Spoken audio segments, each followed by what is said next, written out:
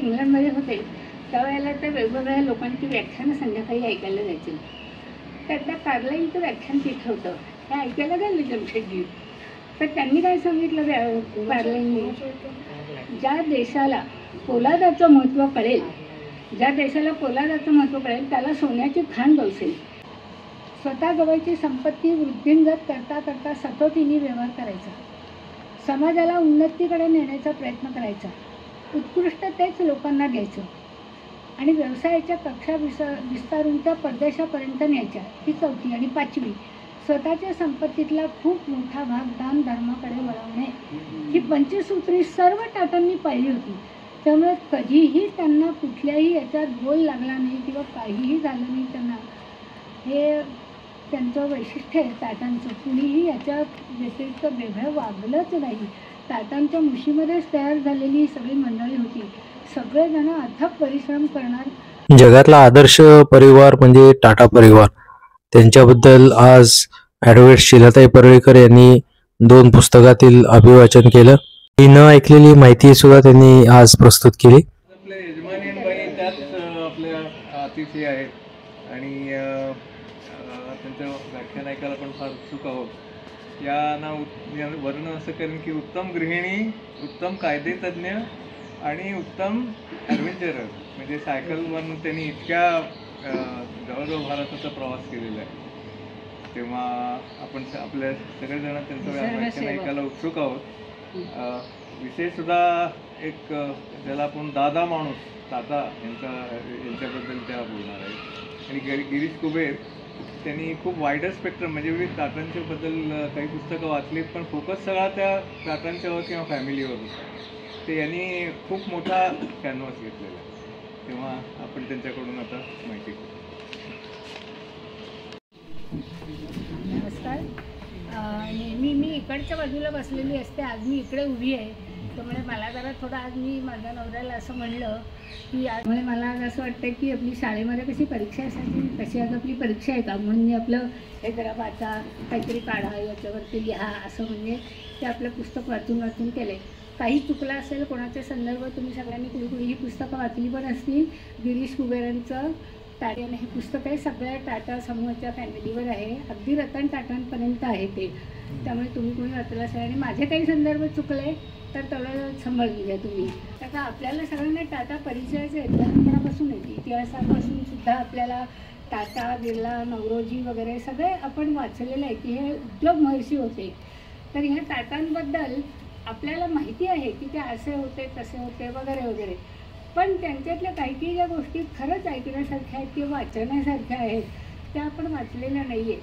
तर मला हे पुस्तक वाचून ते असं वाटलं की ह्या गोष्टी आपण लोकांना सांगितल्या पाहिजेत, कारण त्या आपल्याला माहिती. म्हणजे माझा त्यांच्याबद्दलचा आदर जास्त दुणावला हे पुस्तक वाचून की खरंच काय करून ठेवलं या मंडळींनी आपल्या पिढ्यांसाठी. म्हणजे कधीतरी ब्रिटिश काळात त्यांनी ते काम केलं आणि किती म्हणजे त्यावेळेला ब्रिटिशांचं राज्य असल्यामुळे खूप करायलाही त्रास झाला त्यांना, पण तरीसुद्धा त्यांनी एवढी मुहूर्तमेढ त्याच्यावरती होऊन हे इतकं कसं भरभराटीला आणलं. आज म्हणजे जगातसुद्धा त्यांचं एवढं नाव आहे टाटा समूहाचं. त्यामुळे आपल्याला त्यांचं थोडीशी माहिती म्हणून मी आता ते पुस्तकारूपाने सगळं म्हणजे खरं देणार आहे. काय काय आहे त्यांच्याचं. म्हणजे आता पहिलं आपल्याला माहिती आहे जमशेदजी टाटा सर्वांना माहिती आहे. तर जमशेदजी टाटांचे वडील म्हणजे मुसरवान. तर हे मुसरवान ज्या वेळेला जन्माला आले, जमशेदजी जे आपल्याला माहिती आहे त्यांच्या वडिलांचं नाव मुसरवानजी. तर हे मुसरवानजी जेव्हा जन्माला आले त्यावेळेला पूर्वी अशी पद्धत होती की त्याचं भविष्य सांगायचं लगेचच. तर त्यावेळेला त्यांच्या इथल्या माणसांनी सांगितलं, अर्थात मोठेच होते ते सगळे, तर की हा माणूस 19 मजली इमारत बांधेल मुंबईला, असं एक आपलं भविष्य. खरं खोटं काय नंतर ते झालं सगळं, हे बरोबर आहे, पण ते झालं. आणि पूर्वी लग्न लवकर व्हायची. यांचं लग्न तेव्हाच झालेलं, अगदी लहान असतानाच झालं. म्हणजे बायको आली काय गेली काय, परत 5 वर्ष गेली राहायला माहेरी, परत आली 10 वर्षांनी आणि मग त्याच्यानंतर जमशेदजींचा जन्म झाला. त्यामुळे अशी ही सगळी त्यांची पहिली हिस्ट्री आहे. आता हे जमशेदजी जेव्हा जन्माला आले तोपर्यंत सुद्धा टाटा समूह टाटांनी काय ठरवलं होतं म्हणजे वडिलांनी यांना धर्मगुरू करायचे, म्हणजे त्यांच्यावर संस्कार करायचे आणि याला धर्मगुरू करून टाकायचं. तसे विधीही त्यांनी केले. पण नंतर काय झालं, त्यांच्या असं डोक्यात आलं, ते उद्योगशील असल्यामुळे, की नको आपण हे नको करायला, आपण मुंबईला जाऊन राहू आणि तिथे काहीतरी आपण व्यवसाय उद्योग करूया. हे केल्यामुळे हे टळलं, नाही तर आपल्याला हे काहीच बघायला मिळालं नसतं, ते कुठेतरी धर्मगुरू झाले असते, पण ते टळलं त्याच्यामुळे. आणि पूर्वी शिक्षणाचं पण नव्हतं, आत्तासारखी शाळा कॉलेज नव्हती. जरी ब्रिटिश आपल्या इथे आले तरी त्याच्यानंतर ह्या सुधारणा झालेल्या आहेत. त्यामुळे शाळा कॉलेज त्यावेळेला नव्हती. जमशेदजी जन्माला आले तेव्हा शाळा कॉलेज नव्हती. तरी पण वडिलांनी त्यांना त्या एल्फिस्टन म्हणजे कॉलेज मुंबईला जे होते त्याच्यामध्ये घातलं. पण आत्तासारख्या डिग्र्या BA BCom वगैरे असं काही नव्हतं सिलेबस वगैरे. त्यांना जे काही शिकायचं असेल ते शिकवलं. आणि शिकवण्याची पद्धतसुद्धा अशी की त्या लोकांना कॉलेजमध्ये जी मंडळी शिकवायची त्यांना पगार लोकांनीच द्यायचे. म्हणजे कसं, मला माझ्या मुलाला शिकवायला वाटतंय तर मीच त्यांना कॉन्ट्रिब्युशन सगळ्यांनी करायचं आणि त्या शिकवणाऱ्या लोकांना पैसे द्यायचे. आत्ता गव्हर्नमेंट अमकं काही हे नव्हतं. मग असं ते शिकले. डिग्री काही घेतली नाही, पण ते खूप हुशार होते. आणि मग त्यांना फक्त म्हणायचे ग्रीन स्कॉलर असं म्हणायचे. आणि मग ते तिथनं शिक्षण घेऊन बाहेर पडले. त्यांचा वाङ्मयाचा त्यांना खूप अभ्यास होता आणि आवडायचं त्यांना वाङ्मय पण. त्यांचं पण लग्न लवकर झालं. मग त्यांनी त्यांच्या वडिलांना वाटलं की आता आपण ह्याला उद्योग करायला फॉरेनला कुठेतरी पाठवलं पाहिजे. म्हणून त्यांनी त्याला इंग्लंडला पाठवलं. इंग्लंडला पाठवलं आणि असं ठरलं की कापसाचा व्यवहार काही करायचा का. मग त्यावेळेला जमशेदजी तसे वयाने लहान होते, म्हणजे 18 वगैरे वयाचेच होते. मग कापसाचा व्यवहार हे करायचं का, व्यापार करायचा का. कारण अमेरिकेत वगैरे काही फार तेवढं चालत नव्हतं, पण भारताला ते चांगलं उत्पादन मिळत होतं. म्हणून त्यावेळेला त्यांनी कापसाचा व्यापार करायचं ठरवलं. आणि त्यांना इतके जवळजवळ कितीतरी पट इतका त्यांना फायदा झाला इंग्लंडमध्ये हे सगळं विकून. जवळजवळ दुप्पट दर मिळाला टाटांना कापूस विकून. त्यामुळे त्यांना एकदम 18व्या वर्षी खूप चांगले पैसे मिळाले. मग ते म्हणाले अरे चांगलं चाललं आहे. मग म्हणून रायचंद नावाचा एक पार्टनर घेतला. तो पार्टनर घेऊन त्यांनी इंग्लंडमध्ये एक कंपनी स्थापन केली. 18व्या वर्षी 18-20 वगैरे इतकंच वय होतं. कंपनी स्थापन केली की आता इथे आपण हा धंदा करूया. आणि वडिलांचा पाठिंबा अर्थातच होता त्यांना. आणि हे सगळं मग त्यांनी एक कंपनी स्थापन केली आणि कंपनीचे समभाग विकायला काढले. ते विकायला काढल्या इतकं नशीब चांगलं की ते हाताहात विकले गेले. त्यामुळे त्यांना आणखीन भर पडली त्यांच्या नफ्यामध्ये. त्यामुळे त्यांना नक्की वाटलं की अरे आता हा व्यवसाय चांगला चालला आहे, म्हणून ते करत राहिले. परंतु नंतर काय झालं, बरं आता हे इंग्लंडला जायचं म्हणजे सुद्धा कसं बोटीतनं जायचं, विमानं नव्हती त्यावेळेला. बोटीतनं जायचं म्हणजे किती महिना तिथे सगळ्या पोंग्या खायला प्यायला काय म्हणजे मज्जाच असायची. कारण ते काय सगळं तिथंच करायचं. नॉनव्हेज खायचं, ते सगळा वास यायचा आणि तो प्रवास करत असे. तरी पण ते सगळ्या कशालाही कटकट न करता हे सगळे त्याच्यातनं गेले. AC BC असलं काही आत्तासारखं नव्हतं त्यावेळेला. आणि मग नंतर काय झालं, मंदी आली आणि 1865मध्ये त्यांचा हा धंदा परत बसला म्हणजे इतका बसला की त्यांना कर्ज झालं त्याचं. मग त्यांना वाटलं आता हे कर्ज कसं फेडायचं आपण, आपला धंदा तर इतका चांगला चालला होता. पण टाटा इतके सचोटीने काम करणारी मंडळी होती.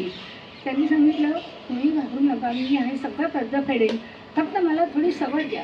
मग त्यांनी काय केलं माहिती का, त्या बँकांनी जे कर्ज घेतलं होतं ते म्हणाले तुम्हीच आता रिकव्हरी ऑफिसर म्हणून काम करा. तर म्हणजे मला पगार द्या, मी रिकव्हरी करतो आणि मी जे काय असेल त्यातले पैसे तुम्हाला देतो. म्हणून म्हणजे बघा रिकव्हरी ऑफिसर तोच, कर्ज त्यांचंच. किती विश्वास त्यांचा होता बघा लोकांचा त्यांच्यावरती, बँकांचा सुद्धा. आणि असं करत त्यांनी ते कर्ज फेडलं. आणि दुसरी महत्त्वाची गोष्ट की सर्वांनी म्हणजे त्यांच्या वडिलांनी त्यांची 19 मजली इमारत विकून टाकली आणि त्याला सांगितलं तू हे कर्ज फेड आणि तू आत्ता जे काम करतोस ते उत्तमच आहे. म्हणजे टाटांच्याबद्दलचा विश्वास असा दुणावला लोकांचा. हा जो आहे फरक की इतर काही उद्योगधंदे आपण तर आजकाल बघतो, असा विश्वास मिळवणं खूप अवघड होतं. पहिल्यापासून या लोकांनी एक धोरण ठरलं होतं, सकटीचा व्यवहार, उद्योग वाढवायचा, नफा मिळवायचा आणि मग पुढे दानशूरपणा वगैरे ते आपण नंतर बघते. आता हे टाटा जेव्हा तिकडे इंग्लंडमध्ये होते त्यावेळेला ते वेगवेगळ्या लोकांची व्याख्यानं संध्याकाळी ऐकायला जायचे. त्यातल्या कार्लाईलचं व्याख्यान तिथं होतं, हे ऐकायला गेले जमशेदजी.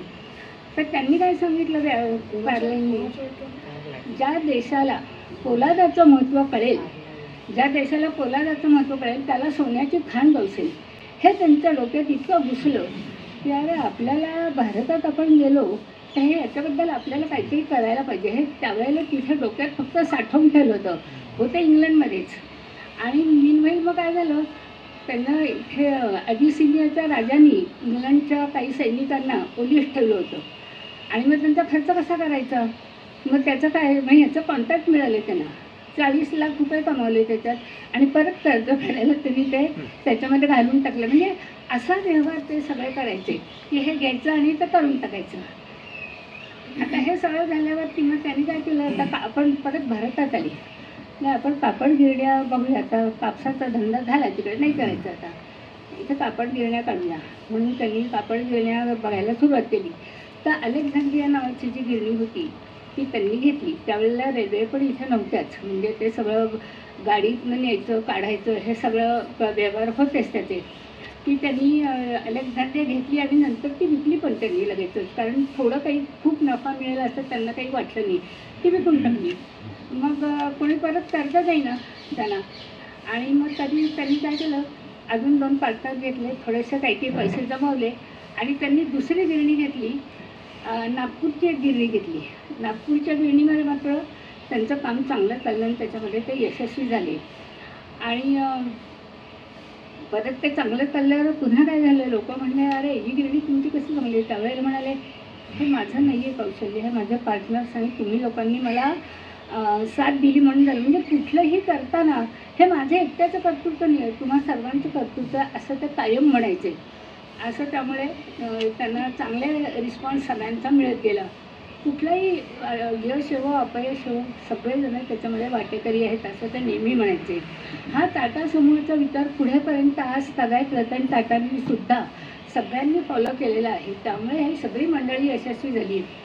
कुणीही ह्याच्यातनं फारकत घेतली नाही. एखाद्या कुणी फारकत घेतली ते त्यातनं बाहेर काढले त्यांना. म्हणजे हे त्या समूहाने पण हे काम केलेलं आहे की असं कोणी दिसलं त्यांना बाहेर काढायचं. बहुतेक सगळेजण टाटा समूहातलेच होते, 2 जण वेगळ्या ह्याच्यातले होते, पण ते पण बरे होते, नाही असं नाही आहे. आता त्यांनी नागपूरला जी गिरणी काढली तर त्यावेळेला ते लोक तिथे जे कामगार मिळायचे तर त्यांच्या लक्षात आलं की हे कामगार लोक काम चांगलं करत नाहीत, काम करतात पण सारख्या सुट्ट्या देतात. त्यांना त्याचं सणवाराला सुट्ट्या घ्या, अमकं झालं सुट्टी घे, आणि हे इतके उद्योगी होते. त्यामुळे ते हे कसं काय करतात, हे काही तुम्ही त्यांना काही करा, ते कामावर यायचं नाहीत कधी कधी. आपली हे झालं काही कारणाने तुम्ही सारख्या सुट्ट्या देते. आता काय करावं हे त्यांच्या लक्षात येईल. मग त्यांनी एक योजना आखली. काय केलं तर आपल्याला यांच्या कुटुंबियांचं पण काहीतरी आपण पाहिलं पाहिजे. म्हणजे हा माणूस एकटा येत नाही, पण ह्यांच्या कुटुंबाची पण जबाबदारी जर आपण घेतली तर ते लोक जास्त आपल्याकडे आकर्षित होतील. म्हणून त्यांनी भविष्य निर्वाह निधी हा इथनं सुटला की यांनी पुढं काय करायचं म्हणून भविष्य निर्वाह निधी जगामध्ये पहिल्यांदा सुरू केला टाटांनी. म्हणजे इंग्लंडमध्ये पण हा सुरू झालेला नव्हता आणि कायदा तर नव्हता, पण इंग्लंडमध्ये सुरू नव्हता ही व्याख्याच कुणाला माहिती नव्हती. म्हणून त्यांनी भविष्य निर्वाह निधी हा जगात पहिल्यांदा सुरू केला की अशी त्या कुटुंबाची आपण सगळ्यांची देखभाल केली पाहिजे. आणि एवढंच नाही तर कामावर असताना जर का समजा अपघात झाला मग काय करायचं, त्या माणसाला किती खर्च येतो करायला, का आपल्यासाठी काम करतोय, म्हणून त्याला नुकसान भरपाई द्यायची. ही नुकसान भरपाई द्यायचा सुद्धा कायदा आपल्याकडे नंतर आलेला आहे. कॉम्पेन्सेशन हा कायदा सुद्धा आता आपल्या नंतर आलेला आहे इथे म्हणजे इंग्रजांनी आणल्यानंतर. म्हणून त्यांनी त्याच्यासाठी पण त्यांची सोय करून टाकली. आणि मग त्यामुळे लोक यायला लागले. दुसरी गोष्ट त्यांनी काय केलं, जेव्हा सणवार असतात, दिवाळी असेल, अंक असेल, जे आज पण चालतं बरं का टेम्पोमध्ये, त्यांना रौप्य मुद्रा द्या, सोनं द्या, चांदी द्या, असं सगळं देत गेलं. म्हणजे त्यांचा अर्थात नफा खूप होता त्यामुळे ते करू शकले, हे खरं आहे. आणि अशा भेटवस्तू द्यायच्या. हे सगळं पाहिल्यावर मात्र मग लोकांना हळूहळू सुधारणा आली. लोक रेग्युलर कामाला यायला लागले. हा त्यांना फरक जाणवला. पण म्हणजे कामगारांचं हित त्यांनी किती बघितलं बघा की जगामध्ये कुणीसुद्धा हा विचार केला नव्हता. त्यावेळेला टाटांनी हे विचार करून कामगारांचं हित पाहिलं होतं. त्यानंतर त्यांच्या फॅमिलीमध्ये मग कधी क्रीडा स्पर्धा भरवायच्या, त्यांच्यासाठी वेगवेगळ्या योजना आखायच्या, त्यांच्या बायकांना रोजगार मिळवून द्यायचा. ही सगळी कामं त्यांनी त्या वेळेला केली. त्यामुळे ती वेळी चांगली चालेल. म्हणजे हा जो भ्रष्टपणा होता टाटांच्यामध्ये हा एक कुठल्याही आपल्याला उद्योजकांमध्ये खूपसा दिसतो. पण तो कसा होता, कायद्याने काही गोष्टी केलेल्या आहेत. कॉम्पेन्सेशन कायद्यांनीच द्यायला सांगितलं की तर मग तुम्ही जर का कामावर असाल आणि अपघात झाला तर द्यायला पाहिजे, पण त्यावेळेला कायदा नसताना सुद्धा त्यांनी हा विचार करून दिला, हे किती महत्त्वाचं आहे. त्याने म्हणून ते नेहमी म्हणायचे की आपण काही इतरांपेक्षा मी ते करतोय हे वेगळं काही नाही आहे, तुम्ही सगळे आहात माझ्या पाठीशी, म्हणून आपण हे सगळेजण हे काम चांगलं करू शकतोय. आणि शिवाय तुमचे माझे जे शेअर होल्डर्स आहेत हे पण मला नेहमी सपोर्ट करतात. कित्येकदा त्यांनी लाभांशसुद्धा दिलेला नाही आहे शेअर होल्डर्सना, पण त्यांचा इतका विश्वास त्यांच्यावर, त्यांनी कधीही अशी कुरकुर केली नाही की आम्हाला तुम्ही त्याचं व्याज कधी दिलेलं नाही आहे, पण होल्डिंग्स तशीच. आता पुढे मी सांगितलंच त्याचं पुढे काय काय झालं ते. तर ते असं म्हणायचे की हे जर सगळं यांच्यातनं काम केलं, शेअर होल्डर्स आणि कामगार यांचं हितभंग, तरच माझ्या प्रगतीचा मळा ह्याच्यातनं फुलेल, हे मला नक्की माहिती आहे. म्हणून त्यांनी हे सगळं काम केलं. आता नंतर आणखीन एक गिरणी त्यांनी इम्प्रेस मिल म्हणून घेतली. तुम्हाला ऐकूनही माहिती असेल की जी गिरणी आत्ता 2002मध्ये बंद पडली, ती चिमणी त्याची म्हणजे सरकारी एका पत्राने त्याचं सरकारने हे केलं, काय म्हणजे ॲक्वायर केली आणि त्याचं अस्तित्व मिटवून टाकलं. सरकारने बऱ्याच गोष्टी नंतर त्यांच्यासुद्धा अशा हे करून टाकल्यात, म्हणजे काय म्हणायचं गव्हर्नमेंट अंडरटेकिंग असं म्हणून त्या घेऊन टाकले. पण त्याच्याबद्दल त्यांनी कधीही तक्रार, तुम्हाला काय न करा, माझा व्यवसाय मी करतो वेगळा, त्यांनी कधीही त्याच्याबद्दल तक्रार केली नाही. त्यामुळे ही गिरणी एका पत्रामुळे बंद पडली. त्यांनी नंतर आणि सरकारने नंतर काही केलं नाही. पण हेच वैशिष्ट्य आहे सरकारचं की आपण करायचं नाही, पण दुसऱ्याला करायचं असेल तर मग ते नीट तरी करा, तेही करायचं नाही. ती गिरणी बंद पडली आता 2002 साली. इंडियन एअरलाइन्सचं तर काय मोठं झालं ना, सांगणार नाही ते आहे पुढे सगळं आहे. ते कित्येक गोष्टी त्यांनी केल्यात सरकारने, सगळे आहेत. मी सांगते आता एक एक आमच्यानी खूप स्वप्न पाहिली, मी हे करीन मी ते करीन असं त्यांच्या ह्याच्यामध्ये रक्तातच होतं ना त्यांच्या. त्यांनी वेगवेगळी स्वप्न पाहिली. तर त्यांचं म्हणणं काय होतं की नुसतं आहे या गोष्टीमध्ये नफा मिळाला ह्याच्यावर अवलंबून नाही राहायचं, मला आणखी दुसरा काय उद्योग करता येईल, आणखीन काय काय उद्योग करता येतील आणि ते विस्तार करायचा त्याचा, हे त्यांच्या डोक्यामध्ये कायम असायचं. ते आता मुंबईमध्ये जेव्हा राहायचे ना तेव्हा त्यांचं राहणी इतकी साधी होती. रोज आपलं जेवण वगैरे करायचं, संध्याकाळी त्या क्लबमध्ये वगैरे जायचं, आपण संध्याकाळी घरी आले की आपल्या सगळ्या फॅमिलीतल्या लोकांशी बोलायचं. त्यांना सगळ्यांना त्यांनी आपल्या एका पंखाखाली घेतलं होतं, म्हणजे बहिणीची मुलं असतील, भावाची मुलं असतील, सगळ्यांची चौकशी करायची. आणि हे सगळं ते अगदी आस्थेने करत असत. त्यांना बागकाम बांधकाम ह्यामध्ये पण खूप रस होता. आणि सर्व आपल्या फॅमिलीतल्या लोकांना थोडं थोडं पार्टनर करून घेतलं होतं. त्यांना पण विश्वास वाटला पाहिजे ना की हा माझा करतोय, हा ना भाऊ किंवा काय असेल त्याच्यामध्ये माझा पण हिस्सा आहे, पण मग मी पण करीन असं त्यांना पण वाटलं पाहिजे. ह्यासाठी घरी त्या सगळ्यांना काही पर्सेंट पार्टनर करून घेतलं होतं. परंतु लोकांच्या डोळ्यावर येईल किंवा काही होईल असं कुठलंही काम त्यांनी कधीच केलं नाही. आता त्यांची 2 मुलं होती, एक दोरा आणि दुसरा रतन, ही त्यांची 2 मुलं होती. आता या मुलांना पण त्यांनी सांगून ठेवलं होतं की हे असं असं मला काय काय करायचं.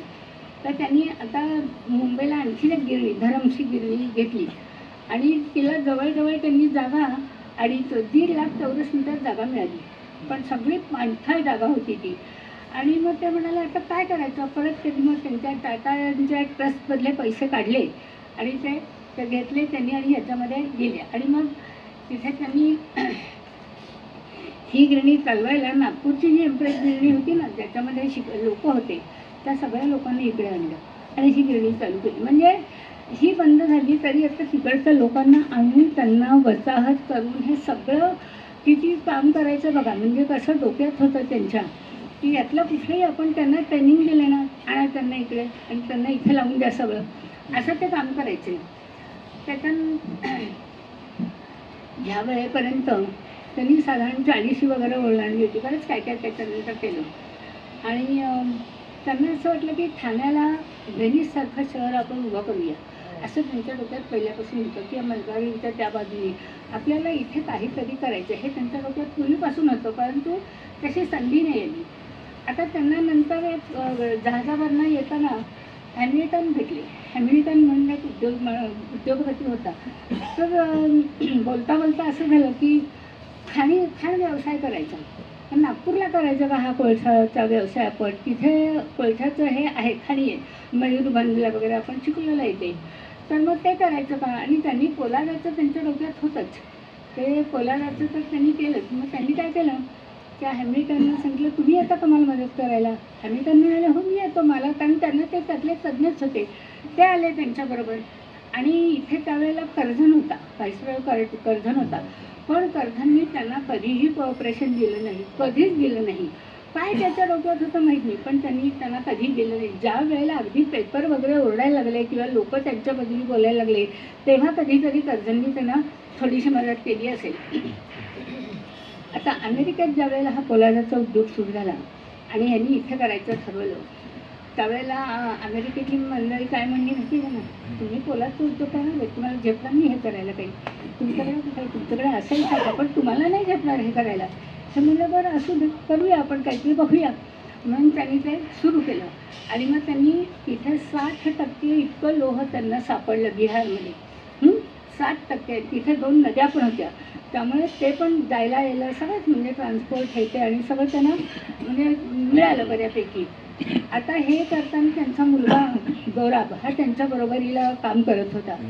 तर त्यांनी दोराबला काय लिहिलं, तू जे काम करतोयस आत्ता इथे पोलादाचं सुरू करतोयस, तिथे जेव्हा करशील पहिलं काय काम कर, रस्ते चांगले कर, रस्ते आखून घे सगळे. त्यानंतर तिथे बांधणारी झाडं लाव पडायला रस्त्याच्या बाजूने, हिरवळी ठेवायची, मैदानं केली पाहिजेत. म्हणजे ज्या आपल्याला पायाभूत सुविधा किंवा त्यांची घरं हे सगळं झालं पाहिजे. हे त्यांना कामगारांना आपण दिलं तर लोक आपोआपच सगळेजण येतील. तिथे मशिदी बांध, चर्च बांध, मंदिर बांध, हे सगळं तू तिथे कर. आणि दोराबनी हे अगदी रिलिजियसली वडिलांचं पाळलं सगळ्यानंतर. मीनवाईल मुंबईमध्ये प्लेगची साथ आली. प्लेगची साथ आल्यावरती हाफकिन नावाचे त्यांचे जे भेटलेले डॉक्टर होते, असेच म्हणजे प्रवासात, त्यांना बोलवलं त्यांनी आणि सांगितलं एवढी प्लेगची साथ आली, काय करायचं आपण. मग त्यांनी त्यांच्याकडे ती लस होतीच प्लेगच्या ह्याची. मग त्यांनी सांगितलं तू संस्थाच उभी कर इथे, म्हणजे जो माणूस येईल ना त्याचा उपयोग कसा करून द्यायचा, मी पैसे देतो, तू ही इन्स्टिट्यूट कर. म्हणून हाफकिन इन्स्टिट्यूट निघाली आणि आज सुद्धा ती चालू आहे. म्हणजे बघा किती एवढं केलेलं काम आणि पुढे चालू ठेवण्याचं पण हे कसं त्यांचं करणं होतं. त्याच्यानंतर आता दुसरं मगाशी मी म्हणलं तसं की त्यांना ताज हॉटेल कसं बांधलं, तर त्यांना त्या डोक्यात असं होतं की ह्या बाजूला मुंबईमध्ये 3च हॉटेल्स आहेत चांगली. एक कमी प्रतीचं आहे, एक जरा मोठ्या लोकांसाठी आहे, आणि हे एकदा गेले तिथे काय त्याचं नाव, त्या ग्रेटर वेस्टर्न अपोलो असं त्याचं त्या हॉटेलचं नाव होतं. हे गेले तिथे, तर त्या साहेबांच्या हॉटेलमध्ये यांना प्रवेश नाही मिळाला. त्याला खूप वाईट वाटलं की आपल्याला प्रवेश नाही मिळाला, म्हणजे ह्याच्यामध्ये आपण सुद्धा इथे फिरून आलो आहे, सगळं करतोय तरी प्रवेश नाही मिळाला. आपण यांच्या नफा टिचून आपण पण इथे हॉटेल बांधलं पाहिजे हे त्यांच्या डोक्यात होतंच त्यावेळेला. आणि मग त्यांनी काय केलं की तर त्यांनी स्वतःचे पैसे घातले, जवळजवळ किती 25 लाख स्वतःचे घातलेच त्यांनी. आणि त्या काळी म्हणजे बघा आता किती वर्ष झाली त्याला. आणि त्यांनी आर्किटेक्ट काढला तिथे, वैद्य नावाचा एक आर्किटेक्ट त्यांना मुंबईला भेटला, त्याला मदतीला घेतलं आणि त्याला सांगितलं की आपल्याला हे इथे बांधायचं. गेटवे ऑफ इंडिया बांधायच्या अगोदर त्यांनी हे ताजमहालाचं बांधलं. आणि त्याला सांगितलं की काय काय करायचं, तर त्यांनी कुठून काय काय वस्तू आणाव्यात. म्हणजे त्यांना किती त्यातले दर्दी होते, ते जर्मनीहून आणि बर्लिनहून झुमरं आणली त्या हॉटेलमध्ये, वॉशिंग मशीन हे ते सगळं अमेरिकेहून आणलं, पोलादी खांब पॅरिसहून आणले. आजसुद्धा ताजमहाल हॉटेलमधले ते खांब जे आहेत 125 वर्ष होऊन गेली तरी ते आहेत तसेच आहेत. त्या मेजवानी गृहामध्ये जे हॉल आहे त्याच्यामधले ते खांब आहेत तसेच आहेत. आता फक्त मध्ये हल्ला झाला, त्यावेळेला काय काय झालं ते मी सांगते नंतर. तर टाटा, आणि मुख्य काय होतं, टाटांना आपलं नाव नको होतं की हे ताज मी बांधलं आहे, मला नाव नको आहे त्याचं. मला काय दाखवायचं आहे की आम्ही हे करू शकतो. तुम्ही मला तिथे प्रवेश नाही दिला, पण आमच्या देशात मी हे करू शकतो. आणि एवढंच नाही तर ते म्हणाले आता म्हणजे ताजमहाल आहे ना, ताजमहाल हा प्रेमासाठी बांधला, आपल्याला माहिती आहे ते. आणि ते म्हणाले हा प्रेमासाठी बांधला, मी माझ्या देशासाठी बांधला, हा देशातल्या लोकांसाठी मी हे हॉटेल बांधलं आहे, देशप्रेमासाठी बांधलं आहे, असं त्यांनी अगदी ठणकावून सांगितलं आहे लोकांना की आम्ही पण हे करू शकतो. आणि मग त्यांना म्हणजे टाटांना सुद्धा असा लोकांचा विश्वास मिळत गेला की हे काम यांनी चांगलं केलं आहे. हे झाल्यावर जमशेदजींनी Indian Institute of Cultivation of Science ते पण आपल्याला शास्त्र यायला पाहिजे, सायन्स यायला पाहिजे. मग त्याच्यासाठी काय आपल्याकडे चांगली इन्स्टिट्यूट नाही आहे. त्याच्यानंतर जिओलॉजिकल सर्वे ऑफ इंडिया ही पण त्याने केली. आणि मग जेव्हा विवेकानंद त्यांना एकदा वाटेत भेटले, त्यांच्याशी बोलले, तर म्हणाले तुम्ही पण मला मदत करा. आणि मग त्या लोकांनी काय काय सगळं असं पत्रानुसार एकमेकांच्या मदतीने काय काय केलं. ते म्हणाले की हा सगळा खर्च मी करतो. आणि कर्जननं परत सांगितलं, परत कर्जन नेहमीप्रमाणे आम्हाला नाही जमत, तर तुम्हाला काय करायचं असेल तुमच्या पैशांनी करा, तुम्ही कशाला लोकांच्या पुढे हात पसरता, असं बोलले त्यांना. म्हणजे नुसतं द्यायचं नाही हे नाही, लोकांच्या पुढे तुम्ही हात कशाला पसरताय. हे म्हणाले बरं. त्यांना खूप वाईट वाटलं की आपण म्हणजे सरकार पण आपल्याला देत म्हणजे मदत करत नाही. आपण काय त्यांच्याकडे म्हणजे असं मागत नाही की मदत करा म्हणजे तुमचे पैसे मी देणार नाही वगैरे, असं नाही मागत आहे. तुम्ही आणि आम्ही मिळून हा प्रकल्प उभा करू, तुमचंही आहेच त्याच्यामध्ये, ही आमच्या देशाचं पण आहे, तुमचं पण आहे. पण हे नाही पटलं त्यांना. त्यांना काय झालं, एक छोटं संस्था होतं, त्या संस्थानाने त्यांना 8,000 पाऊंड दिले, स्वतः 1.25 लाख टाटांनी घातले. आणि नंतर त्यांनी डिक्लेअर केलं ना की आम्हाला ही संस्था काढायची आहे.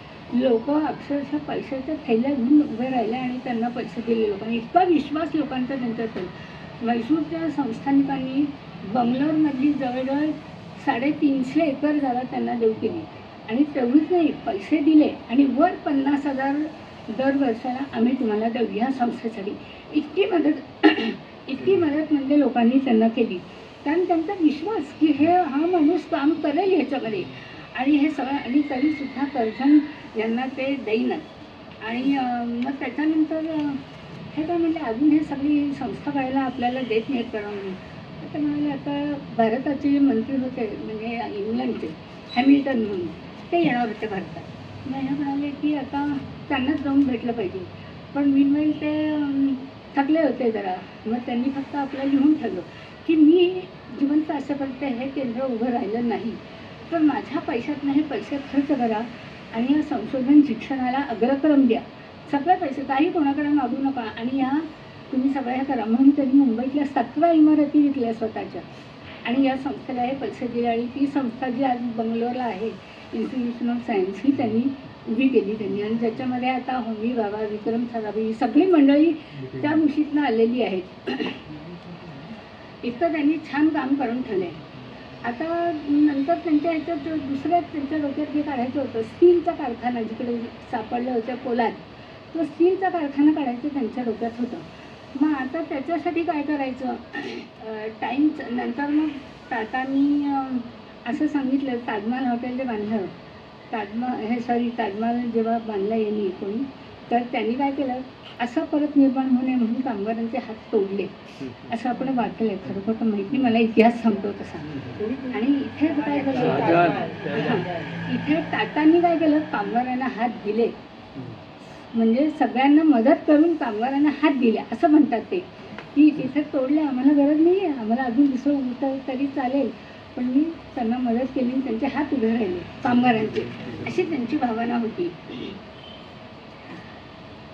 जेव्हा जमशेदजी गेले, त्यांचं ते मी नंतर सांगते, ह्याला उभं राहिलं आहे त्यांचं पोलादाचा कारखाना.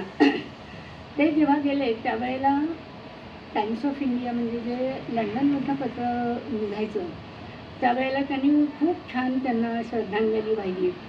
आणि नंतर ते ह्यांच्या कामात त्यांनी विचारलं होतं अगोदर टाटांनी की आपलं काम कुठपर्यंत आलं मुलांना, तर मुलं म्हणाली चाललं आहे पण अजून आपल्याला संमती मिळालेली नाही.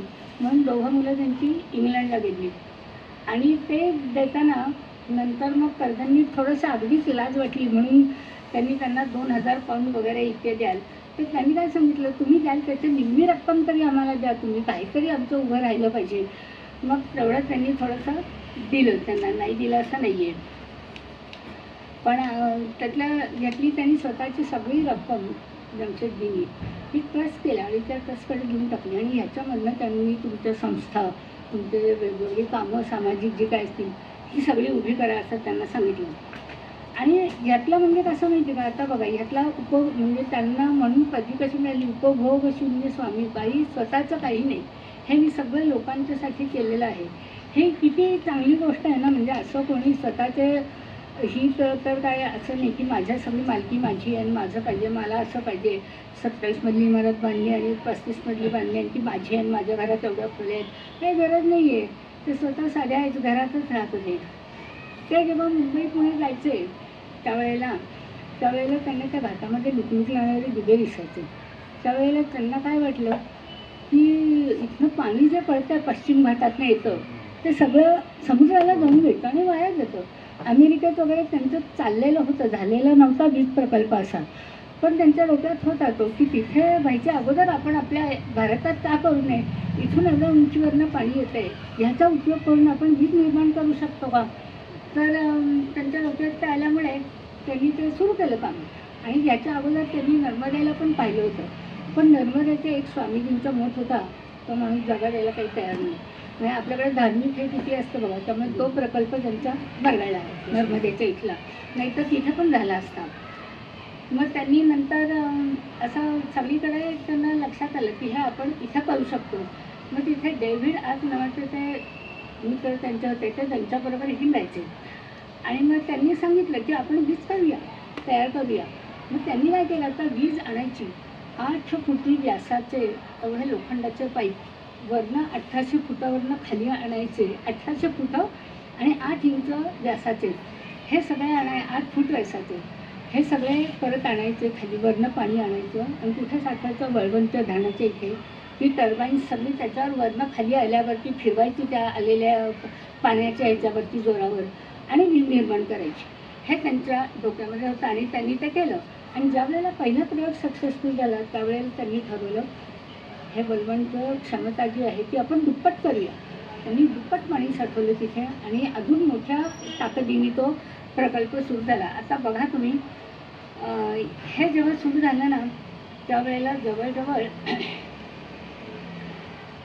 7,000 मजूर, 7,000 कुठनं गोळा केले असेल माहीत नाही, 7,000 मजूर रात्रंदिवस तिथं काम करत होते घाटामध्ये. आणि त्यांनी हे सगळ्या जलवाहिन्या सगळ्या आणल्या खाली.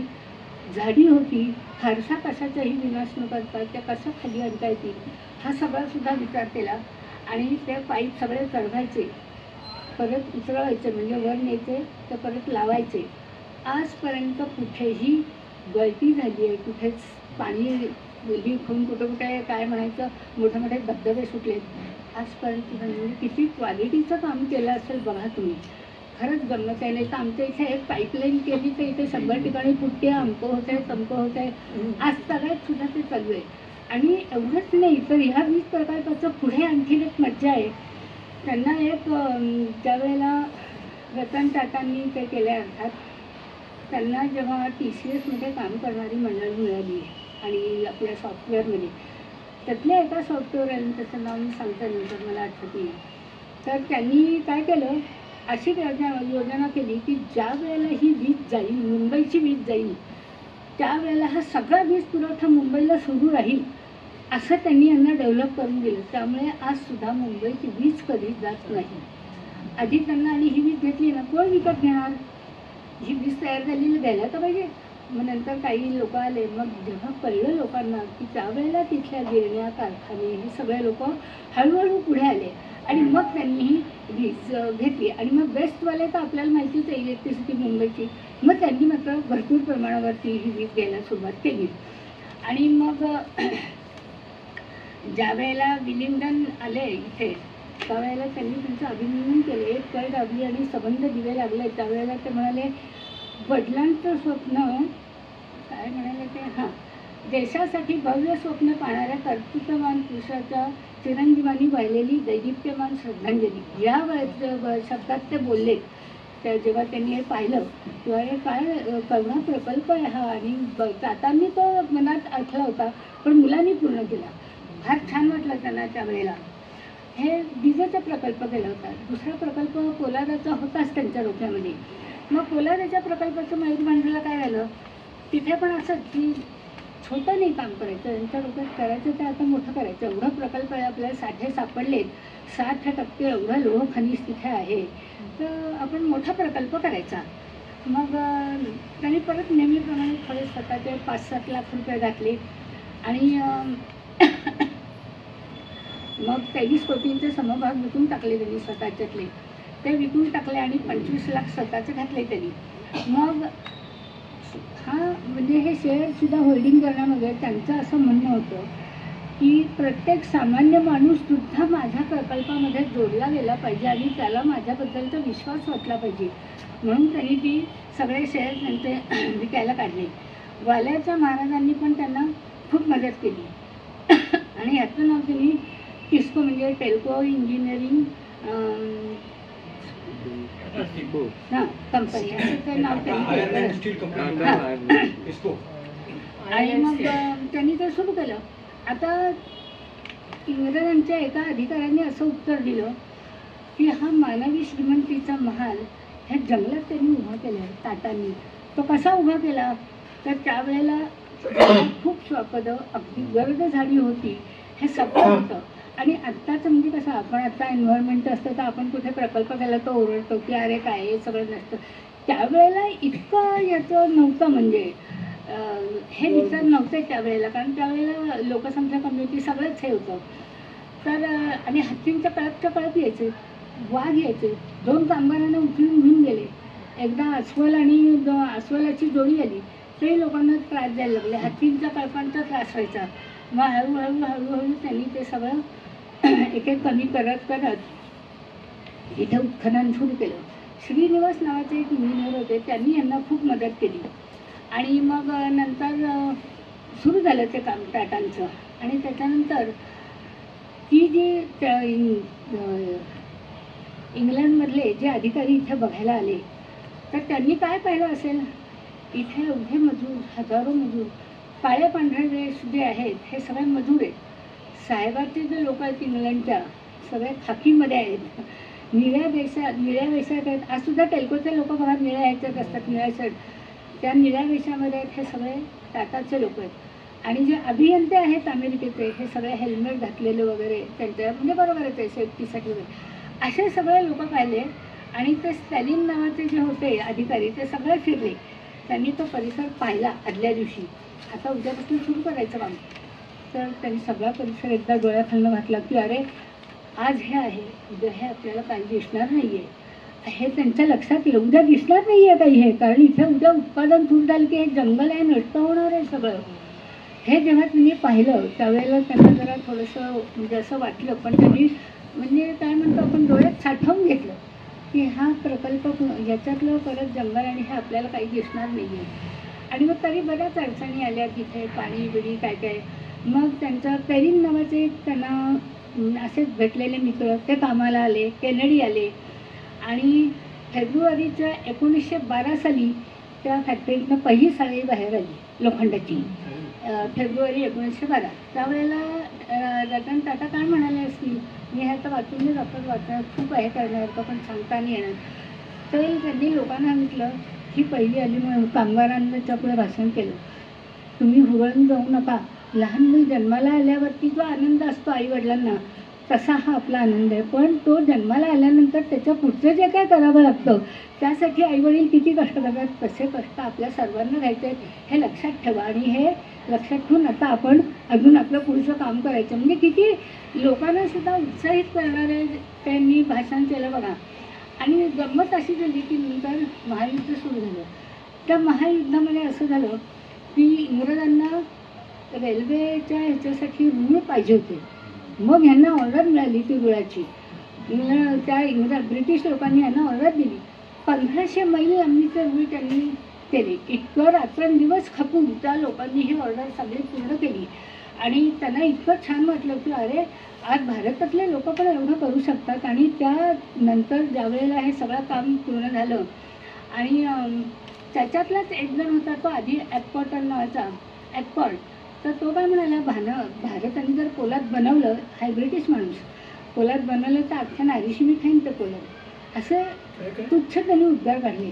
पण ज्यावेळेला हे पोलादाची ॲपॉर्ट नावाचा एक त्यांचा ब्रिटिश माणूस होता, म्हणजे त्याला वाटत होतं की पोलाद करू शकणार नाही भारत, ते काय करणार आहेत, म्हणून त्यांनी हे उद्गार काढले की त्यांनी नारीशी खाईन इतक्या तुच्छतेने. पण ज्यावेळेला ही सगळी झाली ना, कारखाना तयार झाला, त्यावेळेला मग आरडीनी ते काही बोलले नाहीत, कारण त्यांची कधी संस्कृती अशी नव्हतीच की ते झालं म्हणून त्याचा बदला घ्या. पण ते एवढंच म्हणाले की आता जर का ॲपॉर्ट इथे आले आणि हे परत त्यांनी खाल्लं तर त्यांना फक्त अतिसार होईल असं ते म्हणाले फक्त त्यावेळेला. पण तुम्ही म्हणजे बनवलं तर मी खाईन असं हां, म्हणले. अपमानास्पद नाही बोलायचं, पण त्यांच्या लक्षात होतं ते असं बोलले होते एवढंच. आणि मग ते चांगलं झालं असं. आणि त्याच्यानंतर मग ह्यांनी हे जेव्हा आले त्यांचं सगळं गांधीजी गेले, नेहरू गेले, सगळे गेले त्यावेळेला. गांधीजींनी काय केलं, तिथे त्यांचं जे होतं तिथे सगळी यांची अशी मशिनरी आहे ते काय काय ठेवलेलं होतं. गांधीजींनी सगळं उचललं, आपला चरखा तिथे ठेवला आणि या महात्म्याला श्रद्धांजली व्हायची, जमशेदजींना म्हणून सूत काढून तिथे श्रद्धांजली व्हायली आणि आपला चरखा नेऊन ठेवला तिथे. अशी गांधीजींनी श्रद्धांजली व्हायली. आणि हे सगळं करायला नंतर चेम्सफोर्ड आले आपल्याला. जे चेम्सफोर्डनी खूप सुधारणा वगैरे पण केल्या भारतामध्ये नंतर. तर चेम्सफोर्ड नंतर त्यांनी काय केलं, त्यांनी तिथे भाषण केलं आणि ते म्हणाले की हे खरंच म्हणजे तुमचं आणि तुमच्या कामगारांचं मी आभारच मानायला पाहिजे आणि अभिनंदन करायला पाहिजे. तुम्ही पोलादाचं उत्पादन आता सुरू केलं आणि आमची गरज भागवली, नाहीतर आम्ही इकडे पूर्व आफ्रिकेपर्यंत आणि अफगाणिस्तान आम्ही पोचलोच नसतो. आमच्या लोकांच्या पायाखाली तुमचे ऋण होते म्हणून आम्ही हे युद्ध इथे करू शकलो, नाही तर आमचं काही खरं नव्हतं असं त्यांनी चेम्सफोर्डनी सांगितलं त्या भाषणामध्ये. आणि मग त्यांनी ते काय म्हणाले की आता आपण काय करू, तर म्हणजे इथे 10 वर्षापूर्वी काय जंगल आणि दलदल होती सगळी, तुम्ही आम्हाला 4 वर्ष हे दिलं काम म्हणून आमचं सगळं आम्ही नीट राहिलो, युद्धात सुद्धा काढून राहिलो. म्हणून त्यांनी काय केलं, आसपासचा हा जो परिसर आहे याचं नाव जमशेदपूर ठेवा, आठवण. आणि इथलं जे स्टेशन आहे त्याचं नाव टाटानगर. म्हणजे ही नावंसुद्धा त्यांनी त्यांच्या आठवणीसाठी ठेवली. म्हणजे त्यांनी पण त्यांना बघा किती छान हे केलं, म्हणजे त्याच्याबद्दल आत्मीयता वाटली त्यांना की यांनी एवढं उत्पादन केलं, ह्या माणसाचं नाव आपण का देऊ नये, म्हणून त्यांनी त्याच वेळेला ते डिक्लेअर करून टाकलं की असं असं नाव द्या. आता आपल्याला किती जणांना असं माहिती आहे की टाटांचं, म्हणजे आम्ही लहान असताना, मला एवढं आठवत नाही आता, पण की मोती हा साबण टाटांचा होता मला तर कधी माहिती नव्हतं फारसं. मोती हा साबण आपण जाहिरात बघतो ना, मोती स्नानाची वेळ झाली वगैरे, हा टाटांचं प्रोडक्ट आहे, 500 एक टाटांचं प्रोडक्ट आहे. तर त्यांना नंतर असंच एका मित्रांनी सुचवलं, तुमच्या इथे नारळ खूप आहेत, त्याला तेलाचं उत्पादन सुरू केलं, लगेच तयार सगळं, मी पैसे देतो, चला आपण कामगार घेऊ, सगळ्याला तयार. म्हणजे कधीही त्यांनी नकार घंटा वाजवली नाही कशाने. तेलाचं उत्पादन केलं. डालडा हा टाटांचाच आहे, पूर्वीच्या काळी. डालडा हे हिंदुस्थान लेवरचं आहे. हां, नाही पण म्हणजे त्यांचाच आहे. टाटाचं नाही आहे, हिंदुस्थान लेवरचं आहे. नाही, ऐका ना, समजा ना, 1934 ऐका पुढे सांगणार आहे, हिंदुस्थान लिव्हरचं सांगणार आहे मी ते आहे पुढे. तर काय झालं, साबणाचं उत्पादन वगैरे करायचं त्यावेळेला असा प्रश्न आला. तर फ्रान्समध्ये 500 नावाचा एक साबण, 500 साबण होता त्याचा. तर ह्यांच्या सरकारने सुचवलं की आपण तो साबण तयार करून त्याचं नाव आपण 501 ठेवू.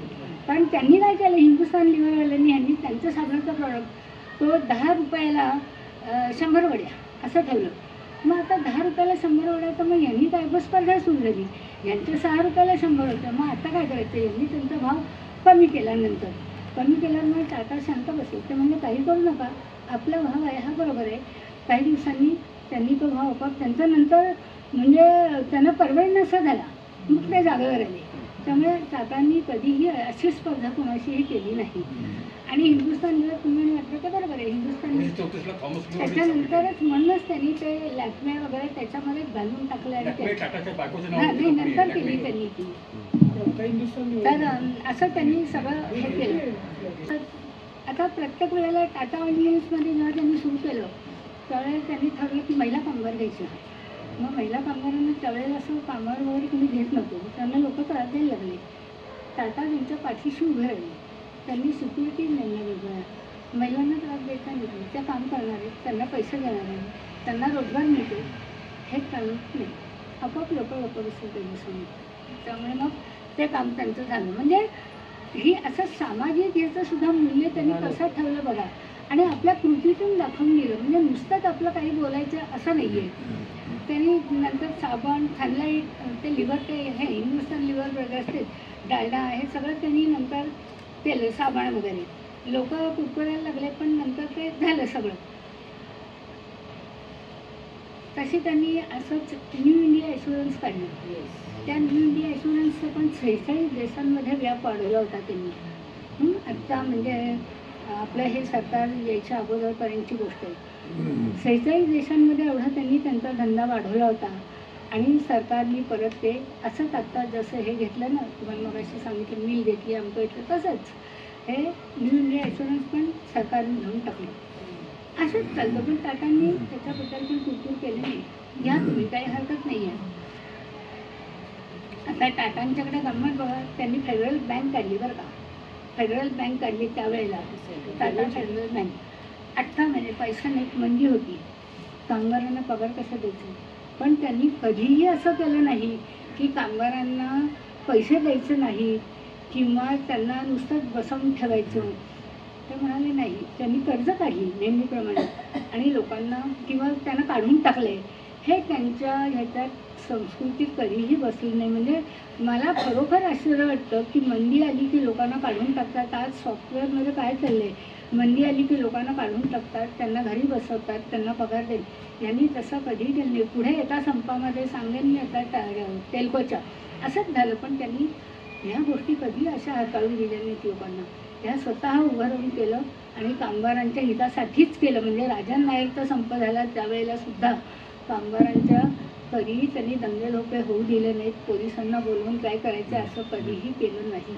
आणि त्यांना लोकांना म्हणजे मजुरांना वाटलं पाहिजे, कामगारांना, की आपल्यासाठी करतात म्हणून. मग काय स्वच्छांनी किंवा तुम्हाला यांना नंतर त्यांनी पुढे काय काय जे केलं ते सुद्धा कसं केलं, कामगारांना कुठेही धक्का नाही लागता कामा इतकं त्यांच्यासाठी त्यांना पैसे द्या, त्यांना हे करा, असं सगळं त्यांनी ते काम कायम केलं.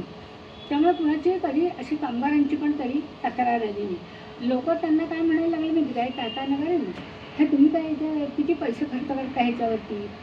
जेव्हा टाटा नगर उभारलं त्यांनी लोकांसाठी तिथल्या, त्यामुळे हो आम्ही करतो आहे, पण आम्ही कामगारांचं हित करतो. आम्ही शाळा, मैदानं, हॉस्पिटल्स, त्यांची घरं हे आम्ही करणारच, कारण हे आमच्या सर्व कामगारांच्या हिताचं आहे. त्यामुळे हे आम्ही करणार. हा आम्ही वायफळ खर्च करणार नाही. आम्ही असं झालं आहे का की मी स्वतः माझ्या कुठे म्हणजे आमचं संबंध किंवा आम्ही सगळे इकडे तिकडे फिरतात मजेत आणि इकडे आमच्या एवढ्याले इमारती आहेत, आम्ही चैनीत राहतो आहे, आम्ही असं कधी केलं नाही. पण कामगारांच्या हितासाठी हे आम्ही नक्की करणार, तुम्ही काही म्हणा, हे त्यांनी ठणकावून सांगितलं लोकांना आणि हे केलं त्यांनी पण तसंच. त्यांना खेळायची पण खूप आवड होती. ॲक्च्युली ऑलिम्पिक्सची मुहूर्तमेढ टाटांनी रोखली आहे, आपल्याला आजही माहिती नाही आहे. ऑलिम्पिक्सच्या 2 त्यांची मंडळी, एक ॲथलेट आणि आणखीन एक जण कुठेतरी, ह्या दोघांना त्यांनी पाठवलं. त्यावेळेला अगदी नुकतंच सुरू झालं होतं, पण पैसे कुठं देणार ना, पण त्यांनी हा खर्च सगळा त्यांचा शोषून त्या लोकांना तिथे पाठवलं. आणि मग 1927 साली ॲक्च्युली ऑलिम्पिकची संघटना आत्ताची झाली आहे, ती सगळी संघटना नंतर जयाला आली. त्यांचा जो दुसरा मुलगा होता म्हणजे जमशेदजींची 2 मुलांना सांगितलं मी, दोराबजीने हे स्वप्न पूर्ण केलं वरचं मुलाचं. दुसरा मुलगा रतन त्यांचा. तर हा रतन जो होता ह्या समाजकार्याची खूप आवड होती.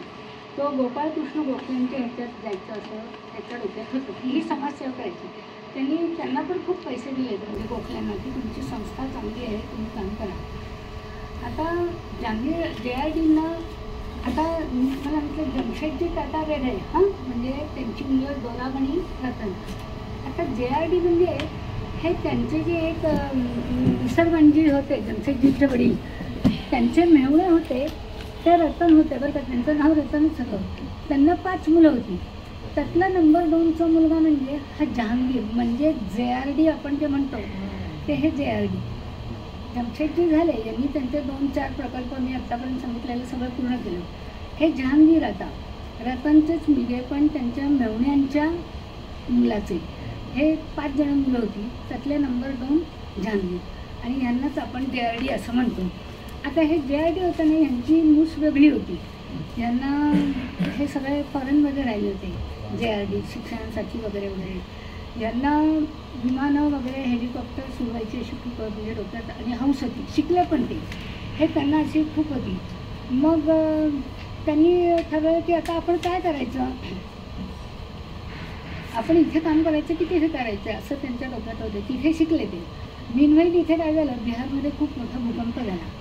भूकंप झाला त्यावेळेला प्रथम टाटा सर्वांच्या आधी धावले, म्हणजे आपल्या सरकारच्या अगोदर सुद्धा पहिली टीम सगळी टाटांची गेली आणि त्यांनी काय सांगितलं माहिती आहे, संचालक मंडळाची बैठक बोलवली आणि सांगितलं पहिल्यांदा सगळे सिक्युरिटी गार्ड पाठवा तिथे.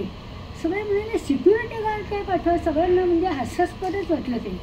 दुसऱ्या दिवशी पेपरमध्ये बातमी की तिथे भूकंप झाल्यामुळे सगळे चोऱ्या वगैरे होत आहेत. म्हणजे त्यांच्या डोक्यात बघा कसं बरोबर होतं की असं झालं संकटकाली की हे असं होतं, हे त्यांनी बरोबर सगळं ओळखलं होतं.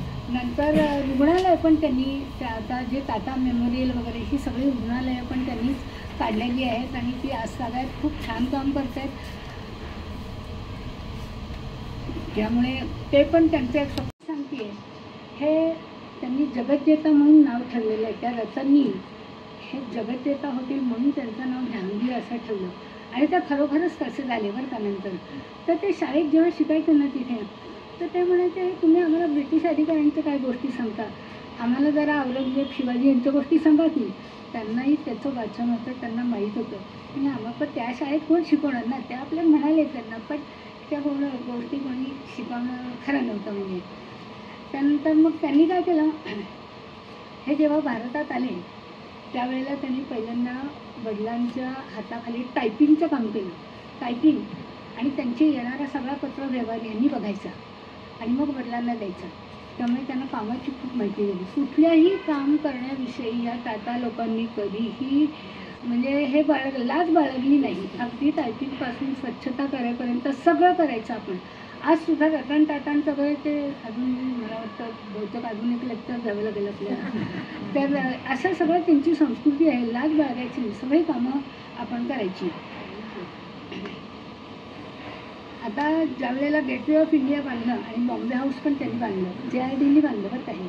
गेटवे ऑफ इंडिया आणि बॉम्बे हाऊस पण त्यांनीच बांधलेलं आहे. जिथे आज सगळं टाटांचा कारभार जिथून चालतो हे बॉम्बे हाऊस JRDनीच बांधलेलं होतं.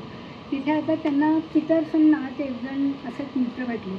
ते म्हणाले तुम्ही तिकडे काय करता येतं फॉरेनमध्ये, तुम्ही इकडे या आमच्याकडे. पीटरसन आले बरं का. गंमत म्हणजे असा ब्रिटिश अधिकारी तिकडची नोकरी सोडून टाटांसाठी काम करणारा हा पहिला माणूस होता. की इतका विश्वास होता की नाही हे जरी भारतीय असले तरी हे चांगलं काम करतात, आपण यांच्यासाठी काम केलं पाहिजे. म्हणून पीटरसन त्यांची नोकरी सोडून ते इकडे आले आणि तो सगळं पत्रव्यवहार मला सांगितलं असतं त्यांचा मुलगा सगळं बघायचा. आणि त्यांना असं वाटायचं की विमानसेवा आपल्या देशामध्ये हवी. तर त्यांनी काय केलं, पहिल्यांदा एक उड्डाण केलं. कुठून कुठे केलं, मुंबई आणि कराची.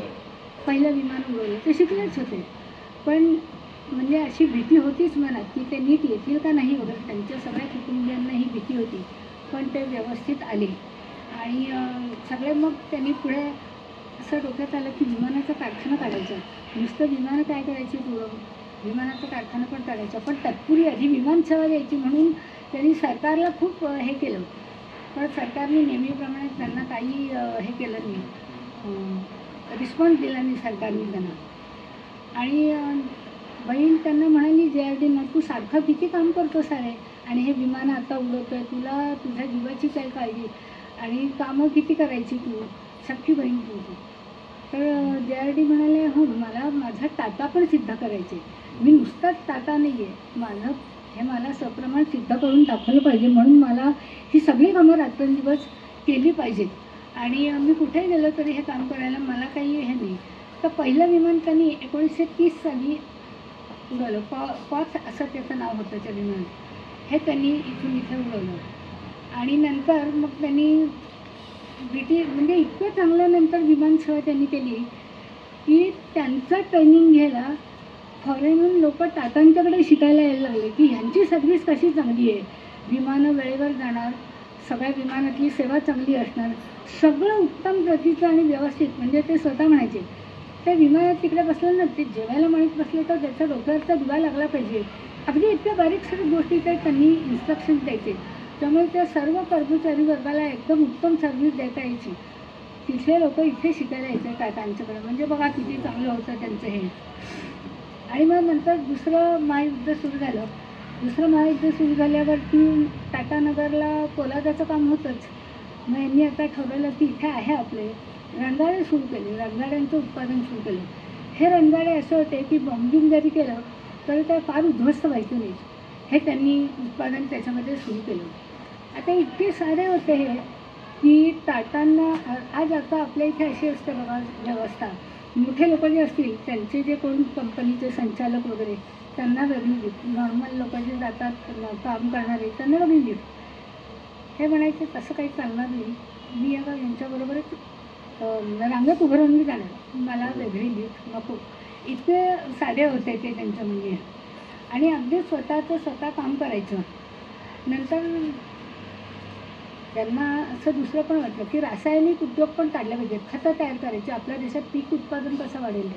म्हणून त्यांनी काय ते आम्ही कुठे गेलो तर बगराला, तिथं त्यांनी खताचा आणि याचा कारखाना काढला आणि तो आजसुद्धा चालतो पण का छान. आम्ही गेलो होतो, आम्ही तिथेच उतरलो होतो त्यांच्या ह्याच्यामध्ये. नंतर मिठापूरला पण त्यांनी असं हे सुरू केलं सगळं. आणि टाटा केमिकल्स म्हणजे बघा टाटा मीठ ते टाटा स्वच्छ एवढ्या सगळ्या कंपन्या त्यांनी काढलेल्या आहेत. म्हणजे कुठून कुठे त्यांचं काम चालतं बघा. आता टाटांची एअरलाईन्स ही टाटा एअरलाईन्स होतं, त्यानंतर इंडियन एअरलाईन्स, ह्या सगळ्या सरकारने आता घेऊन टाकलेल्या आहेत. सगळ्या आता टाटांची मालकी नाही. पहिल्यांदा त्यांनी काय केलं, मालकी तुमच्याकडे ठेवा हे आणि मालकी सरकारकडे आणि ॲडमिनिस्ट्रेशन तुम्ही बघायचं. हा काय हे आहे. टाटा म्हणले हे आता नाही, मालकीचं घ्या तुम्ही, पण घेताय पण घ्या ना, आम्हाला काही नको आहे याच्यातलं, तुम्ही बघा तुमचं काय असेल ते. कारण तिथे काय सगळे खासदार आमदार जायचे सगळे ह्यांनी विमानांनी, आणि मग कधी कधी उशीर व्हायचा, 4-4, 5-5 तास वगैरे ते असं काय उशीर राहायचे, काही व्हायचं. ते म्हणले हे काही मला जमणार नाही असं व्यवस्था, कारण यांची विमानं कायम अचूक वेळेवर, यांना शिस्तीची तयारी होती ना. ते म्हणले हे काही जमणार नाही, तुम्ही सगळंच घ्या आणि तुमचं ॲडमिनिस्ट्रेशन पण तुम्हीच बघा या कंपन्यांचं. ह्या तिन्ही कंपन्या यांच्या विमानाच्या सगळ्या सरकारने घेऊन टाकल्या. आता एअर इंडिया टाटांच्याकडे आली. आता ते सांगते ना, एअर इंडिया जी त्यांनी काढली त्याच्यामध्ये मात्र त्यांनी छान म्हणजे चांगली सर्व्हिस होती एअर इंडियाची. एअर इंडियाचा जो महाराजा आहे ना त्या तर ते त्यांनी त्याच्याकडनं ते तयार करून घेतलं की कसं लक्झरियसली बसता आलं पाहिजे असा तो महाराजा, आणि असा वाकलेला हे चित्र त्याच्याकडनं तयार करून घेतलं आणि मग तेच ते त्यांनी लोगो म्हणून एअर इंडियाचं वापरलेलं आहे. पण ते वापरलं चित्र त्याचं महाराजाचं, ते त्यांच्या माणसांनी तयार केलं, सांगितलं त्याला की तू असं चित्र तयार कर, आणि ते त्यांनी केलं आणि ते आजतागायत लोगो म्हणून एअर इंडिया वापरते.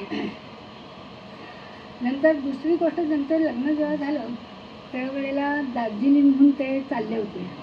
दार्जिलिंगहून जाता जाता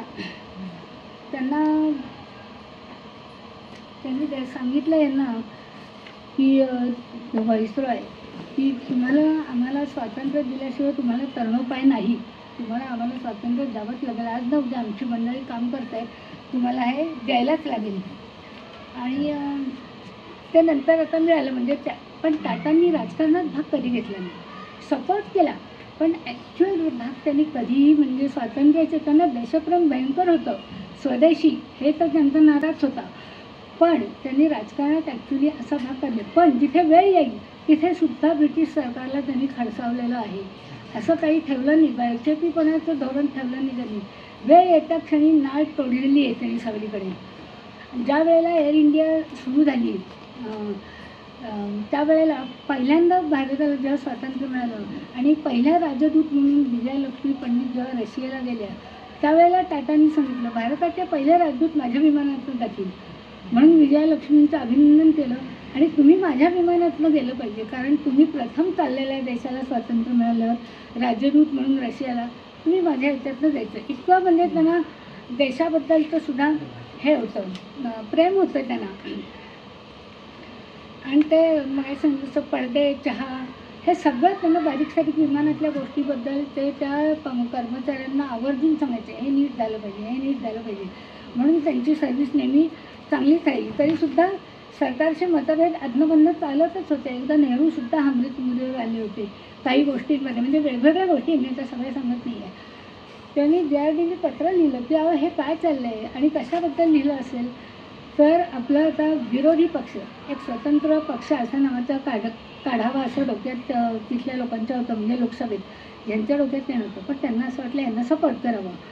तर नेहरूंना आश्चर्य वाटलं, म्हणून त्यांनी यांना लिहिलं की अहो तुम्ही काय करताय, तुम्ही असं कसं करताय वगैरे. JRDने बरोबर लिहिलं की अहो तुमचे जर का सगळे तुमच्या इथलेच लोक यायला लागले राज्यावरती तर हुकुमशाही बी तुमच्या पक्षाशी, तुम्हाला विरोध करणारे कुणीतरी हवेत ना, तुमचं सगळं बरोबर आहे की नाही हे सांगायला लोक हवेत की नाही विरोधी पक्ष. त्यामुळे तुम्ही त्याची काळजी करू नका, हे व्हायलाच पाहिजे. आणि ते खरं ठरलं बघा. तर त्यांनी खडसावून पत्र लिहिलं नेहरूंना, हे बरोबर आहे, तुम्हाला असं वाटतं ना तसं होणार नाही, हे आपल्या देशाला गाळात नेणार आहे असंही त्यांनी लिहिलं. त्यावेळेला आता नंतर इंदिरा गांधी आले ते नेहरूंच्या निधनानंतर. तर ह्या इंदिरा गांधींच्या वेळेला काही बायकांनी त्यांच्या घरावरती मोर्चा नेला. का तर सौंदर्य प्रसाधनांवरती त्यांनी काहीतरी करदीर बसवलं होते सगळी आणि बंदी केली होती. तर त्या बायका कुरकुरायला लागल्या. आता खरं हे काय म्हणजे सौंदर्य प्रसाधनांवर किती लोक वापरतात हे त्यांनाही माहिती होतं टाटांना, पण ते नेहरू त्यांना जवळचे होते ना, म्हणून मग त्यांना जरा त्यांची मैत्री होती बघ. म्हणून मग त्यांनी थोडीशी त्यात लक्ष घालून ते त्याचा प्रबंध काय असेल तो करून टाकल्यानंतर मग ते काय म्हणाले की आपल्या इथे पण आता अशी संस्था एक केली पाहिजे की मग ती लॅक्मे त्यांनी मग आणली की हे पण उद्योग आपण केले पाहिजेत म्हणजे अशी वेळ आपल्यावर येणार नाही असं त्यांनी ते करून टाकलं. म्हणजे बघा प्रत्येक गोष्टी गरज आहे असं म्हटलं की आम्ही काम करायला तयार आहोत असं त्यांनी कायम लोकांनी सांगून टाकलं. आता रेल्वे इंजिन नंतर पोलादाचे कारखाने जेव्हा सुरू झाले तिथे रेल्वेचे इंजिने पण तयार व्हायला लागली. रेल्वे इंजिन त्याला गिऱ्हाईक कोण, मग रेल्वेने जेव्हा हमी दिली की तुमची इंजिनं आम्ही घेऊ म्हणून मग त्यांनी इंजिनांचं उत्पादन सुरू केलं. आणि त्याच्याबरोबर मग रस्त्यावर ते रोलर असतात ना त्याचंही उत्पादन सुरू केलं. रेल्वेच्या वाघिणी मालगाडीच्या असतात ना आपल्या माल वाहून नेणाऱ्या, म्हणजे असं त्यांना एक हे सगळं त्या कारखान्यांच्यापासून वेगवेगळं मिळत गेलो. आणि त्यामुळे त्यांचं ते चांगलं चाललं आहे. आणि आम्ही गेलो होतो आत्तामध्ये म्हणजे 6 सालची गोष्ट, आम्ही ते बघायला गेलो होतो. अहो इतकं छान आहे खरंच सांगते तुम्हाला की तिथले लोक काम करणारे. आणि हे इथे टेल्कोतसुद्धा आम्ही खूप वेळा गेलेलो आहे प्रोडक्शन बघायला. ते लोक इतकं छान काम करतात अगदी आणि आपल्याला सगळं अदबीने दाखवतात की बाबा हे असं आहे हे असं आहे, कुणीतरी आलं आहे म्हणून ते असं काही नाही, अगदी तुम्हाला तेवढ्याच ह्यांनी ते दाखवत असतात. आता त्याच्यानंतर आपल्या सरकारमध्ये इथे कृष्णमाचारी आल्यावर मात्र टाटांना जरा थोडंसं हे मिळालं की आता हे काहीतरी आपल्याला देतील. कारण आत्तापर्यंत मोरारजींनी सुद्धा त्यांना खूप त्रास दिला बरं का. मोरारजींनी कधीही यांचं कुठलंही प्रपोजल नीट सँक्शन केलं नाही. पण मग कृष्णमाचारी आले. कृष्णमाचारींनी मात्र त्यांना सगळ्या गोष्टींचे पटापटा परवाने देऊन टाकले. इथे टेल्को सुरू झाली त्याचंसुद्धा त्यांनी त्यांना देऊन टाकलं. आता टेल्कोवरती त्यांनी काय केलं, JRDनी एक काम केलं, एवढ्या सगळ्या कंपन्या आहेत ना त्याच्यावर जी लोकं नेमली होती त्या सगळ्यांना त्यांचे अधिकार देऊन टाकले की माझ्या एकट्याच्या हातात नाही, तुम्हाला माहिती आहे ना, तुम्ही तुमच्याकडे अधिकार घ्या आणि तुम्ही नीट काम करा. त्यांच्यात कधीही ढवळाढवळ त्यांनी केली नाही. अगदी काही इमर्जन्सी आली किंवा काही संकट आलं तरच त्याच्यात ते लक्ष घालायचे. त्यामुळे सगळेजण आपापल्या ह्याच्यामध्ये छान काम. इथे आपल्याला मी मुळगावकर होते, टेल्कोचे मुळगावकर होते. आणि जेव्हा इथे ते हे आले पालखीला सहज त्यांना एकदा असं एका भाषणामध्ये म्हणाले की टाटा म्हणजे काय, हे कारखाना चालवत नाहीत, नुसता कारखाना उभा नाही करत आहेत, हे देश उभा करत आहेत आपलं, हे लक्षात ठेवा तुम्ही. त्यामुळे आपण सगळ्यांनी त्यांना पालखीवाला पण त्यांच्या ह्याच्यामध्ये होते, काही संचालक मंडळात होते, पण त्यांनी ते सगळं म्हणजे सांगितलं लोकांना की हे असं बघा यांच्यामुळे आज आपल्याला कितीतरी गोष्टी मिळत आहेत टाटांच्यामुळे. मग ट्रक उत्पादन सुरू केलं असं टेल्कोमध्ये ट्रक उत्पादन सुरू केलं. आता त्याला इतकी मागणी आली की संचालक मंडळांनी सुचवलं 60,000 रुपये तरी जास्त घ्या तुम्ही, एवढी मागणी आहे आपल्याला. तर काय म्हणलं हे आमच्या संस्कृतीत बसत नाही, मागणी आली आहे म्हणून 60,000 रुपये त्यांच्याकडनं जास्त घ्या आणि जास्त नफा मिळवा, हे आम्हाला नाही चालणार. आपली आहे तेवढीच करायची, रात्रंदिवस काम करा, नफा मिळवा प्रचंड, पण अशी किंमत वाढवून नफा नाही मिळवायचा आपल्याला. हे त्यांनी अगदी सरळ सांगून टाकलं त्यांना. नंतर बेंझ सुरू केली तुम्ही मर्सिडीज बेंझ.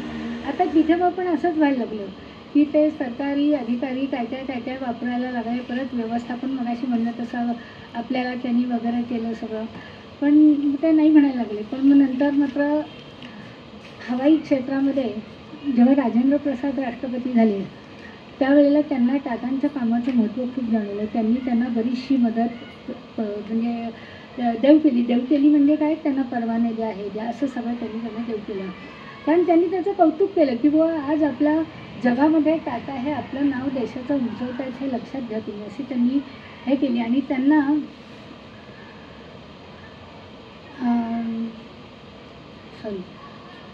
नंतर त्यांचं विमान उडवल्याची 50 वर्ष झाली होती. मध्ये 30 वर्ष झाली, त्यावेळेला पण त्यांनी मुंबईकरांची विमान उडवलं.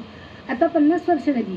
50 वर्षाच्या वेळेला मात्र ते आता म्हातारे झाले होते तसे, पण तरी जबरदस्त इच्छा होती त्यांना, म्हणून त्यांनी 50व्या वर्षी पण परत मुंबईकरांची विमान उडवलं आणि अगदी सुखरूपपणे त्यांनी खाली आणलं आणि व्यवस्थित सगळं केलं.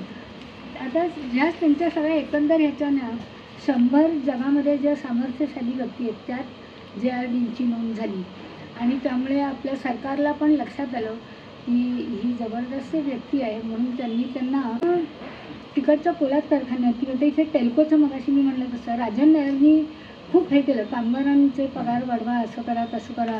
आणि इतकं त्या सगळ्या कामगारांना भडकावून ठेवलं की आता एक क्षण असा आला की टाटांना म्हटलं आता करायचं काय. मग हे आले इकडे, रतन टाटा आले इकडे. रतन टाटा आल्यावर त्यांनी म्हणलं कामगारांचा संप चिघळू नाही द्यायला पाहिजे, आपल्याला कामगार पाहिजेत आपल्याला. मग त्यांनी पहिल्यांदा काय केलं, थोडेसे काही ओळखीच्या लोकांच्या मार्फत बोला, हे करा. ते म्हणाले पण राजन नायरशी मी नाही बोलणार, पण बाकीच्या सगळ्या लोकांची वरवर असं त्यांनी हळूहळू सुरू केलं. मग त्यांनी काय केलं, एक दिवस राजन नायरला उचललं पोलिसांनी. आणि कशासाठी तर हा शांततेचा भंग करतोय आणि दुसरा गुन्हा त्याचा कुठला बरं, त्याच्यासाठी त्यांना नेलं उचलून.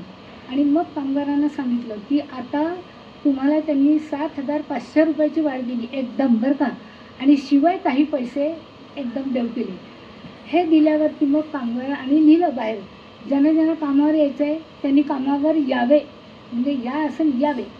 असं केल्यावरती मग मात्र भरा कामगार सगळे यायला लागले आणि मग सगळी मंडळी म्हणजे सुरळीत झालं. पण त्यांनीसुद्धा कसं म्हणजे धैर्याने तोंड दिलं, स्वतः त्या कामगारांच्यामध्ये जायचं, त्यांच्याशी बोलायचं आणि हे सगळं शांतपणे मिटवून टाकायचं. कुठेही चिघळू द्यायचं नाही, कुठेही दंगा धोका होऊ द्यायचा नाही कामगारांच्यामध्ये. हे त्यांचं पहिल्यापासूनचं सगळ्यांचंच धोरण होतं. आता एकदा काय झालं, ही जी बीज कंपनी होती ना याची काढलेली, तर त्याच्यामध्ये त्यांना अजून विस्तार करायचा होता.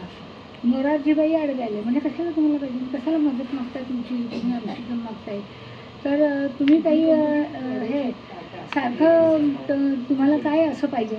त्यांनी म्हणलं हे बघा तुमच्यासमोर सगळं मी आकडे ठेवले, काय काय चाललं आहे इथे, काय मला हवं आहे आणि ह्याचा किती फायदा आहे हे मी तुमच्यासमोर ठेवले.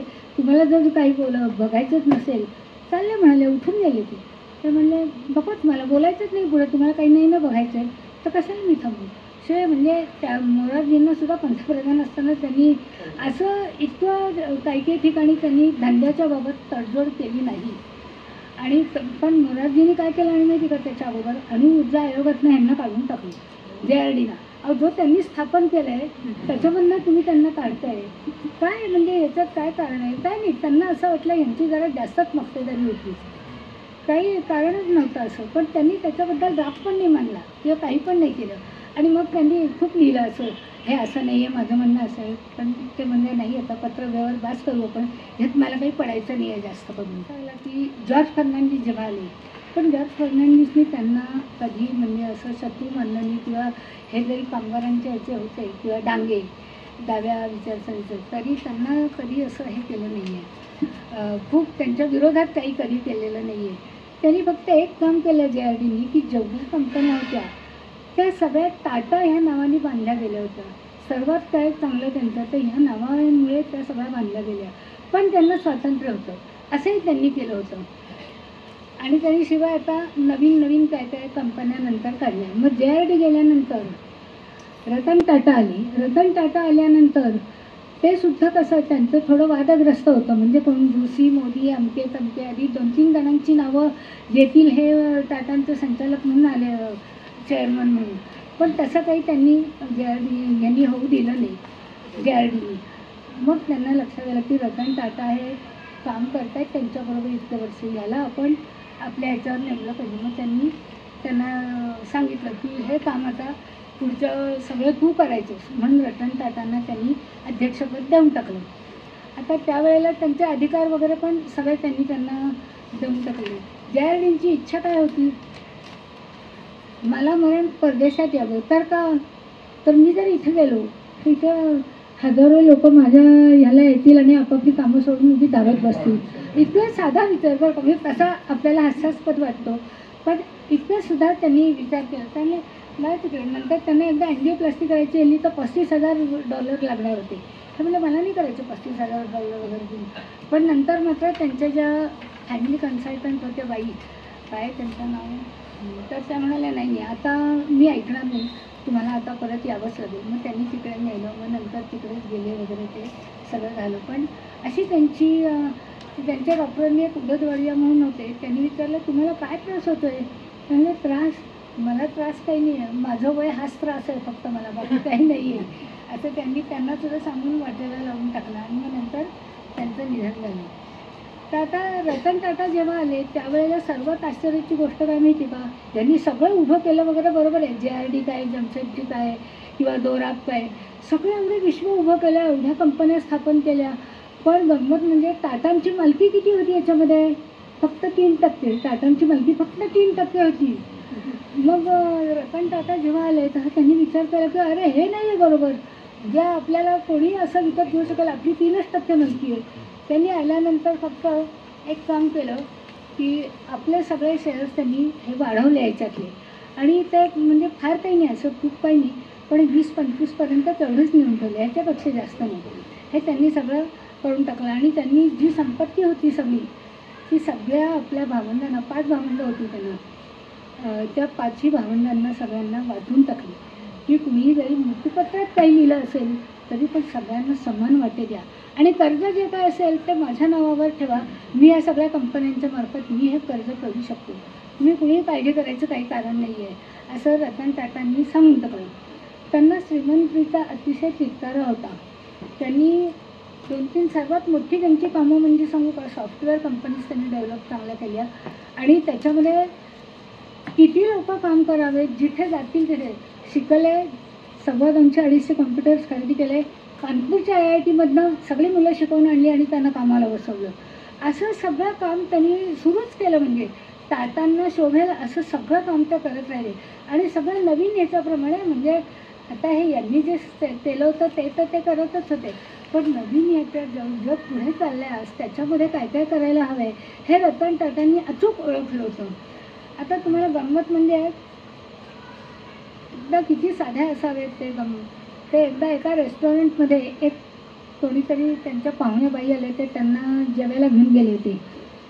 त्या जेवण वगैरे झालं, त्या बाई टॉयलेटला गेल्या, हे एकटेच बसले होते खुर्चीवरती. तर तिथला तो वेटर आला आणि तो त्यांना ट्रेनिंग असं दिलं होतं, म्हणजे ह्यांचं हॉटेल नाही बरं का, दुसरं, त्यांना ट्रेनिंग असं दिलं होतं की असा कोणी माणूस असेल तर त्याच्याशी त्या वेटरनी जाऊन बोलावं वगैरे.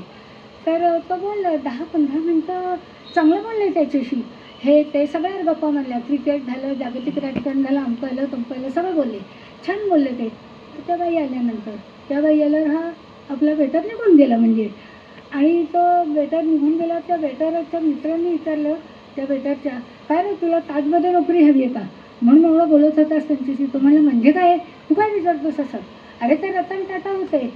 तो इतका घाबरला, तो म्हणला काय रतन टाटा होते, त्यांचं माझ्याशी किती चांगलं बोलले, मला कधी त्यांनी असं सांगितलं म्हणजे पडलंही नाही की त्या रतन टाटा आहेत, मला काय माहिती. म्हणजे इतकं साध्यापणाने कुणाशीही चांगलं बोलायचं, चांगलं करायचं, असं सगळं. टाटामध्ये ज्या वेळेला सुमो त्यांनी काढली ना, सुमो विकायची खूप प्रोडक्शन झालं, कोणाकोणाला हवं त्यांनी जगात घेऊ. पाकिस्ताननी खूप नोंदवल्या, त्या आम्हाला इतक्या सुमो हव्यात. सरकार दरबारी सुद्धा यांच्यावर इतका प्रेशर, ह्या मंत्र्यांनी फोन कर, त्या मंत्र्यांनी फोन कर, यांना पाकिस्तानला विका. हे म्हणले तुम्ही निर्लज्ज आहात, मी नाही. ज्या लोकांनी आपल्या देशावर हल्ला केला आणि ताजवर हल्ला केला, ह्या लोकांना मी एकही सुमो देणार नाही, अजिबात देणार नाही म्हणले. ही खरी देशभक्ती आहे की नाही, ज्यांनी आमच्या देशावरती हल्ले करतात, आमच्या जवानांना मारतात, मी नाही देणार त्या लोकांना सुमो, तुम्हाला काय करायचं असेल करा. त्यांनी एकही सुमो दिली नाही. म्हणजे किती छान ना, एक साधा एक माणूस केवळ पैशासाठी किंवा आपला उद्योग वाढवण्यासाठी करेल का नाही, ही देशभक्ती जी त्यांच्यात होती, अशी देशभक्ती कुठं बघायला आपल्याला मिळतं का? नंतर संगणकाचं प्रोडक्शन सुरू केलं त्यांनी. असे सगळे वेगवेगळे नॅनो, ते असे मुंबईत जाताना कुटुंबाच्या कुटुंब, नवरा बायको, एक मुलगा पुढे, एक पाठीवर, 4-4 जणं जात आहेत. म्हणजे त्यांच्या लक्षात आलं काहीतरी हे यांच्या सोयीसाठी काढलं पाहिजे आपण, म्हणून त्यांनी नॅनो काढली. ती नॅनो काढताना सुद्धा ते काय म्हणले की नाही, नॅनो काढताना जी परवडेल सामान्य माणसाला 1 लाख किंमत, ह्याच्यापेक्षा जास्त यायची नाही. 600 अभियंते त्यांनी गोळा केले, 600. आणि त्या सगळ्या अभियंत्यांना बोलवून सांगितलं, तुम्ही असं प्रोडक्शन करायचं ज्याच्यामध्ये मला क्वालिटी कुठलंही मार खाता कामा नाही, सगळं व्यवस्थित पाहिजे.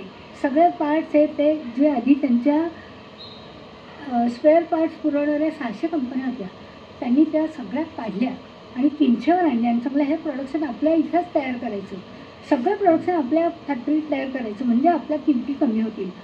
त्या सगळ्या अभियंत्यांनी हे मान्य केलं आणि मग ते प्रोडक्शन नॅनोचं सुरू झालं. आणि त्यांनी ती नॅनो बाजारात आणली, ती स्वतः चालवत आणली बाजारात. आणि नंतर कुणीतरी त्यांना म्हणलं, अहो किती छान आहे, लोकांची एवढे सगळ्या ऑर्डर्स आहेत, 1 लाख रुपये काय किंमत ठेवतात, जास्त ठेवा. तर म्हणले नाही, 1 लाख, मी माणसाला शब्द दिला आहे ना, 1 लाखात तुम्हाला नॅनो देईन, मी 1 लाखालाच देणार. माझा शब्द आहे सामान्य माणसासाठी 1 लाख रुपयात नॅनो. त्यामुळे मी 1 लाख रुपये देणं शब्द पण आपला जनतेला दिलेला पाळला पाहिजे, असं त्यांचं सगळं मत होतं. त्यांचं एकदा अशी वेळ आली की काही समभाग विकायची वेळ आली. त्यावेळेला नंतर नॅनोचा प्रकल्प तिकडे न्यायचं झालं. तिथे त्या ममता बॅनर्जींनी खूप दंगा केला तिकडे, आणि ते भट्टाचार्य होते, ते म्हणाले आणा त्या, म्हणून ते हे खरं तिकडे गेले. मग ते त्या बाईने खूप दंगा केला, ती म्हणाली नाही इकडे होऊच द्यायचा नाही हा प्रकल्प. मग यांनी सगळी सामग्री तिकडे नेलेली होती, आता काय करायचं. पण त्या घाबरले नाही, त्यांनी ठीक आहे. पण गंमत म्हणजे अशी, असं ठरलं होता की नाही हा प्रकल्प इथे नाही होते, दुसरीकडे न्यायचं. त्यांच्या मोबाईलवर एक मेसेज, सुस्वागतम, त्यांनी कधी असं बघत नव्हतं, पण त्या दिवशी पाहिलं सुस्वागतम. अरे पण नरेंद्र मोदी चाट पडलं ते की काय हा माणूस आपल्याला बोलवते. त्यांच्या त्यावेळेला मुख्यमंत्री होते ते, त्यांनी बोलवलं त्यांना, आमच्या राज्यात या तुम्ही, तिकडे नाही देतात. आमचा एक साधा मेसेज केला आणि मोदींनी त्यांना बोलवलं तिकडे. मग हे सगळं चंबू बाबळा आवरून केवढा खर्च आला त्यांना, ते न्यायला ट्रकनी 10 दिवस लागले एकेका ट्रकला, इतके ट्रक गेले. नंतर त्यांच्याकडे सगळं तिथे नीट उभं केलं, सगळं तिथून नॅनोचं उत्पादन सुरू झालं. मोदी आले, मोदींनी त्याचं उद्घाटन केलं, टाटा सगळे होतेच. म्हणजे असं त्यांनी तो सगळा प्रकल्प तिकडचा हलवला, तरी इकडे सुरू केला चांगला. म्हणजे कुठल्याही परिस्थितीत डळमळायचं नाही, काही करून आपला तो प्रकल्प चालू राहिला पाहिजे. अगदीच त्यांनी 2च रतन टाटांच्या याच्यात 2च प्रकल्प असे होते की जे बंद पडले, एक नेल्को आणि दुसरा कुठला तरी मला आत्ता नाही आठवते, दुसरा प्रकल्प. असे 2च प्रकल्प त्यांच्या ह्याच्यात बंद, म्हणजे त्यांनी बंदच केले ते, कारण त्याच्यात काही फायदा होत नव्हता. नंतर त्यांनी ते आता टाटा स्वतः आजसुद्धा बॉम्बे हाऊसमध्ये आता जात नाहीत ते, कारण ते म्हणतात माझी गरज लागली तर मला बोलवतील. ते स्वतः एका फ्लॅटमध्ये राहतात, ते जात नाहीत तिथे, मला बोलवलं तर मी जाईन. नंतर त्यांनी टाटा टी वगैरे हे काय काय वेगवेगळी अजून खूप उत्पादनं सुरू केली होती. किंवा आता स्टारबक्स वगैरे आपण काय काय बघतो ना, जगामध्ये एवढी त्यांनी सुरुवात केली. आणि रतन टाटांनी पण एकदा काय केलं, पूर्वी संचालक मंडळात असं ठरलं की 75व्या वर्षापर्यंत संचालकांनी काम करायचं नाही. यांनी पण ते पाळलं. त्याच्या अगोदरच 1 वर्ष त्यांनी सगळ्यांना नोटीस देऊन टाकली की चंद्रशेखरांना आता या कंपनीचं हे होतील, चेअरमन होतील, मी पाय उतार होणार, माझं वय आता 75, मी आता नाही काम करणार आहे, असं त्यांनी सांगितलं. आता टाटांच्या कंपन्या ज्या आहेत ना, हा एकच माणूस होता की जो बिगर पारशी आहे, आणि आणखीन एक होता मधल्या ह्याच्यात कुठेतरी, ते दोघंच बिगर पारशी, बाकी सगळे हे लोक पारशीच होते टाटांचे. यातल्या टाटांच्या कंपन्या जर म्हणाल ना तुम्ही, हे एवढे आहेत, जवळजवळ सरकारचा कितीतरी टक्के आपल्याला परदेशातून पैसे मिळतात टाटांना, इतक्या त्यांच्या कंपन्या आहेत, परदेशात पण आणि आपल्या इथे पण. या सगळ्या कंपन्या टाटांच्या उत्तम विक्री चालतात, पण सरकारला काय फारसं त्यांच्याशी 65 देशांमध्ये आहेत या कंपन्या सगळ्या. आणि 65% इतकं उत्पादन त्यांना देशाबाहेरून मिळतं आणि 35% आपलं भारतातनं मिळतं त्यांना. आणि म्हणून त्यांनी एक हे दिलं, अनमोल रतन असं त्यांना जी उपाधी दिली आहे ती अनमोल रतन त्याच्यासाठी. आता गंमत अशी झाली की ज्या वेळेला त्यांची इंडिका नावाची कंपनी काढली, इंडिकाचं प्रोडक्शन केलं होतं, ती जरा तोट्यात चालली म्हणून त्यांनी ती विकायला काढली. विकायला काढल्यावरती तो फोर्ड जे आहे फोर्ड त्यांनी ती विकायचं त्यांना घेतलं की तुमची इंडिका आम्ही घेतो विकत कंपनी. त्यावेळेला काय म्हणलं माहिती आहे त्यांना, टाटांना, तुम्हाला जमत नाही तर तुम्ही कशाला असले उद्योग करताय, आम्ही घेतलं म्हणून तरी बरं आहे, तुमचं ते तुम्हाला पैसे तर मिळतील, तुम्ही कशाला हे उद्योग करता जे आपल्याला येत नाहीत करता ते, असं म्हणले टाटांना. काही बोलणे, शांत बसले ते, विकून टाकली ती त्यांना कंपनी. आणि नंतर काही वर्षांनी काय झालं, फोर्डला घरघर लागली. फोर्डला घरघर लागल्यावरती टाटांनी जवळजवळ ती बरं 9,300 कोटीला ती विकत घेतली. फोर्ड विकत घेतली त्यांनी 9,300 कोटी देऊन. पण त्यांना माजुरडेपणा दाखवला नाही की तुम्ही त्यावेळेला असं म्हणलं होतं आता मी घेतोय तुमची फोर्ड, आणि शब्दाने बोलले नाही ते. पण एवढंच मात्र एवढं तेच म्हणाले फोर्ड की नाशिक तुम्ही तर आमची कंपनी घेतली आहे, आमच्यावर फार मोठे तुम्ही उपकार केलेत. हे त्यांना नंतर रिअलाईज झालं की आपण त्यावेळेला असं बोललो होतो, पण आज आपल्याला तारणहार म्हणून रतन टाटा उभे आहेत आणि आपल्याला एवढे पैसे मिळाले. त्यांनी मग ते तेवढं मान्य केलं, पण यांनी त्यांना काही एकाही शब्दांनी दुखावलं नाही. अशी खूप वाचण्यासारखं काय काय आहे. हे मी लिहिलं होतं पण हे त्यांनी वाचणार नाही आता. वेगवेगळा पत्रव्यवहार फार सुंदर होता. पण असं सगळं टाटा समूहाचं आपल्या देशासाठी केलेलं काम आहे. यातल्या कित्येक गोष्टी आपल्याला माहीत नाहीत. या पुस्तकामुळे मी वाचण्यात थांबले. टाटा JRD काय किंवा रतन टाटा काय, बस स्टॉपवर असले ना आपले कामगार उभे कोणी, त्याला म्हणायचं चल माझ्याकडे, तर ते म्हणते तुमच्याकडे कशाला, त्यामुळे गाडी कंपनीची आहे माझी नाही आहे, तू घेऊ शकतोस ती, त्यामुळे तुला असं लाज वाटण्याचं काहीच कारण नाही आहे. म्हणजे असं, आणि कुणालाही लिफ्ट द्यायचं म्हणजे कंपनीचं नाही, कुणालाही तुला कुठे सोडायचं का, चल मी तिकडे चाललो आहे, असं इतकी साधी लोकं होती. म्हणजे कुठेही बडे जाव नाही, काही नाही, काही नाही, साधे राहायचे भयंकर. आणि लोकांसाठी खूप काम करायचं आणि दानशूरपणाचा इतका होता त्यांच्यात की त्यांनी 5 सूत्री होत्या टाटांच्या, रतन टाटांच्या. फक्त एक वाचून दाखवते म्हणजे मग माझं वाचन संपलं. हा त्यांनी बोललं, स्वतः जवळची संपत्ती वृद्धिंगत करता करता सतोटीने व्यवहार करायचा, समाजाला उन्नतीकडे नेण्याचा प्रयत्न करायचा, उत्कृष्ट तेच लोकांना द्यायचं आणि व्यवसायाच्या कक्षा विस्तारून त्या परदेशापर्यंत न्यायच्या. ही 4थी. आणि 5वी, स्वतःच्या संपत्तीतला खूप मोठा भाग दान धर्माकडे वळवणे. ही 25 सूत्री सर्व टाटांनी पाळली होती. त्यामुळे कधीही त्यांना कुठल्याही याच्यात बोल लागला नाही किंवा काहीही झालं नाही त्यांना. हे त्यांचं वैशिष्ट्य आहे टाटांचं. कुणीही याच्या व्यतिरिक्त वेगळं वागलंच नाही. टाटांच्या मुशीमध्येच तयार झालेली सगळी मंडळी होती. सगळेजण अथक परिश्रम करणार. आपल्या डोक्यात म्हणजे नुसतं बनिये म्हणतात ना, म्हणजे कसं नफा घ्यायचा आणि व्यापार करायचा, त्यावेळी हे लोक उद्योगशील होते. म्हणजे हा उद्योग केला, उद्या तो करायचा, तो करायचा, असे सगळे उद्योगशील. म्हणजे बनिया आणि उद्योगशीलमध्ये फरक कसा असतो बघा. हे त्यांना वाढवायचा कसा तो आणि कसा न्यायचा जगात. त्यांनी ॲटपार्ट सगळं हे केलेलं आहे टाटांनी काम. एवढं फॉरेनमध्ये सगळ्या कंपन्या केल्या, सगळं केलं आणि जवळजवळ लाखो लोक त्यांच्या कंपन्यांमधनं आज काम करत आहेत. म्हणजे काय म्हणतात ना, लाखांचे पोशिंदेच आहेत असं आपण म्हणायला लागेल त्यांना. त्यामुळे ट्रान्सपोर्ट आपला 70% ट्रान्सपोर्ट जे रोड्स आहेत ना, ट्रान्सपोर्ट मेन ते टाटामुळे आहे. टाटा ट्रक ते अफाट आहे. की आज सुद्धा खेडेगावात कित्येक टाटा ट्रस्टचे लोक मी म्हणजे पाहिलं आहे. तर मी जायची ना टेल्कोमध्ये, टाटा ट्रस्टचे हे लोक खेड्यांसुद्धा खेडी दत्तक विकत घेतात आणि त्या खेड्यांमध्ये मग काही शाळा काढ, तिथे शिक्षकांच्यासाठी काय अंक कर, हे कर, ते कर. आज सुद्धा किती लोक ते करतात. मुळगावकरांनी सुद्धा इथे जेव्हा टेल्को केली ना, इतका परिसर सुंदर केला त्यांनी. त्यावेळेला सांगितलंच होतं ना, जमशेदजींनी सांगितलं होतं की निदोराबना की हे सगळं कर तू. तसं त्यांनी मुळगावकरांनी ते पाळलं की हा परिसर वृक्ष दिसता कामा नये म्हणून त्यांनी ते सगळं प्लांटेशन केलं, तळं निर्माण केलं जिथे पक्षीसुद्धा येतात आज. आणि हा अत्यंत एकदम छान परिसर करून सोडला. तिथे गेल्यावर प्रसन्न वाटतं आपल्याला. म्हणजे नुसताच कारखाना उभा आहे म्हणून तर अगदी काय म्हणायचं काय म्हणत नाही गोष्ट मला शब्द हां असं वाटत नाही, वृक्ष वाटत नाही. तर तो इतका छान परिसर वाटतो, पक्षी येतात तिथे, दोन्ही बाजूला दुतर्फा झाडी आहे, इतकं छान. आणि मुख्य म्हणजे त्यांचे कर्मचारी ते अदबीने वागतात सगळ्यांची व्यवस्थित. काही म्हणजे खरोखर गेलं ना तर तुम्हाला कधीही असं वाटणार नाही की हा टेल्कोचा कर्मचारी आहे. अत्यंत शिस्तीने वागणार, व्यवस्थित करणार. कधी संपाची आता तर कित्येक वर्षात त्यांच्यावर अशी वेळ आलेली नाही. जेव्हा आली त्यावेळेला 10,000 लोकांमध्ये सुद्धा जाऊन ते स्वतः बसले आणि त्यांनी सगळे प्रश्न सोडवले. म्हणजे किती त्यांच्या अंगी हे होतं बघा की घाबरून जायचं नाही, सोडवायचं ते. आपण त्याला तोंड दिलं पाहिजे, मागे सरायचं नाही, पण आपल्याला हवं ते करायचं. कारण त्यांनी जर त्या राजन नायरचं ऐकलं असतं तर त्यांना कधी खोट बसली असती. म्हणून त्यांनी त्या कामगारांना हळूहळू हे सगळं पटवून, पण कामगारांचं हित पण पाहिलं त्याच्यामध्ये, सोडवला होता प्रश्न.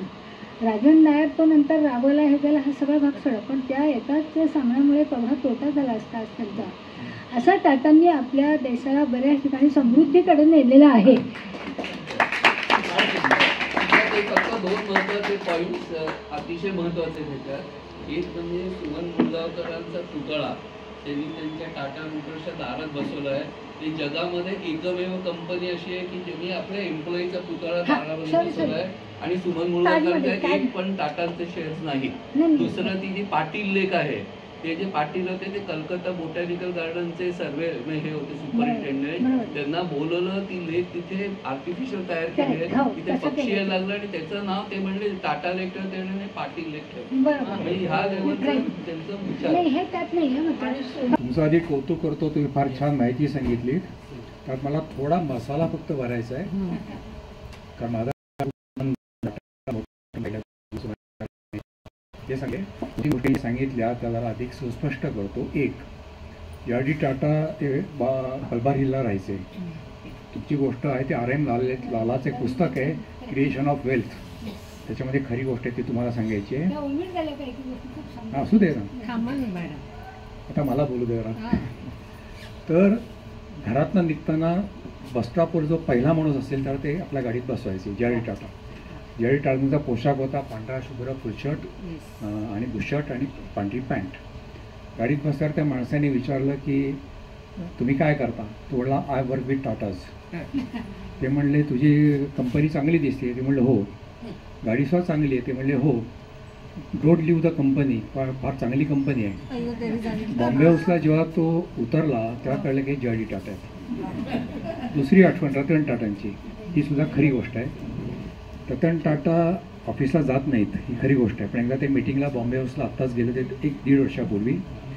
आणि ऑफिसला गेल्यानंतर मीटिंगला वरती गेले, पण त्यांच्या लक्षात आलं की मीटिंग अपेक्षेपेक्षा लांबणार आहे, 10 मिनटात संपणार नाही. म्हणून ते केबिनमधनं बाहेर पडले. लोकांना कळलं नाही की कुठे गेले. 15 मिनिटांनी परत आले. लोक म्हणले आपण कुठे गेला होता?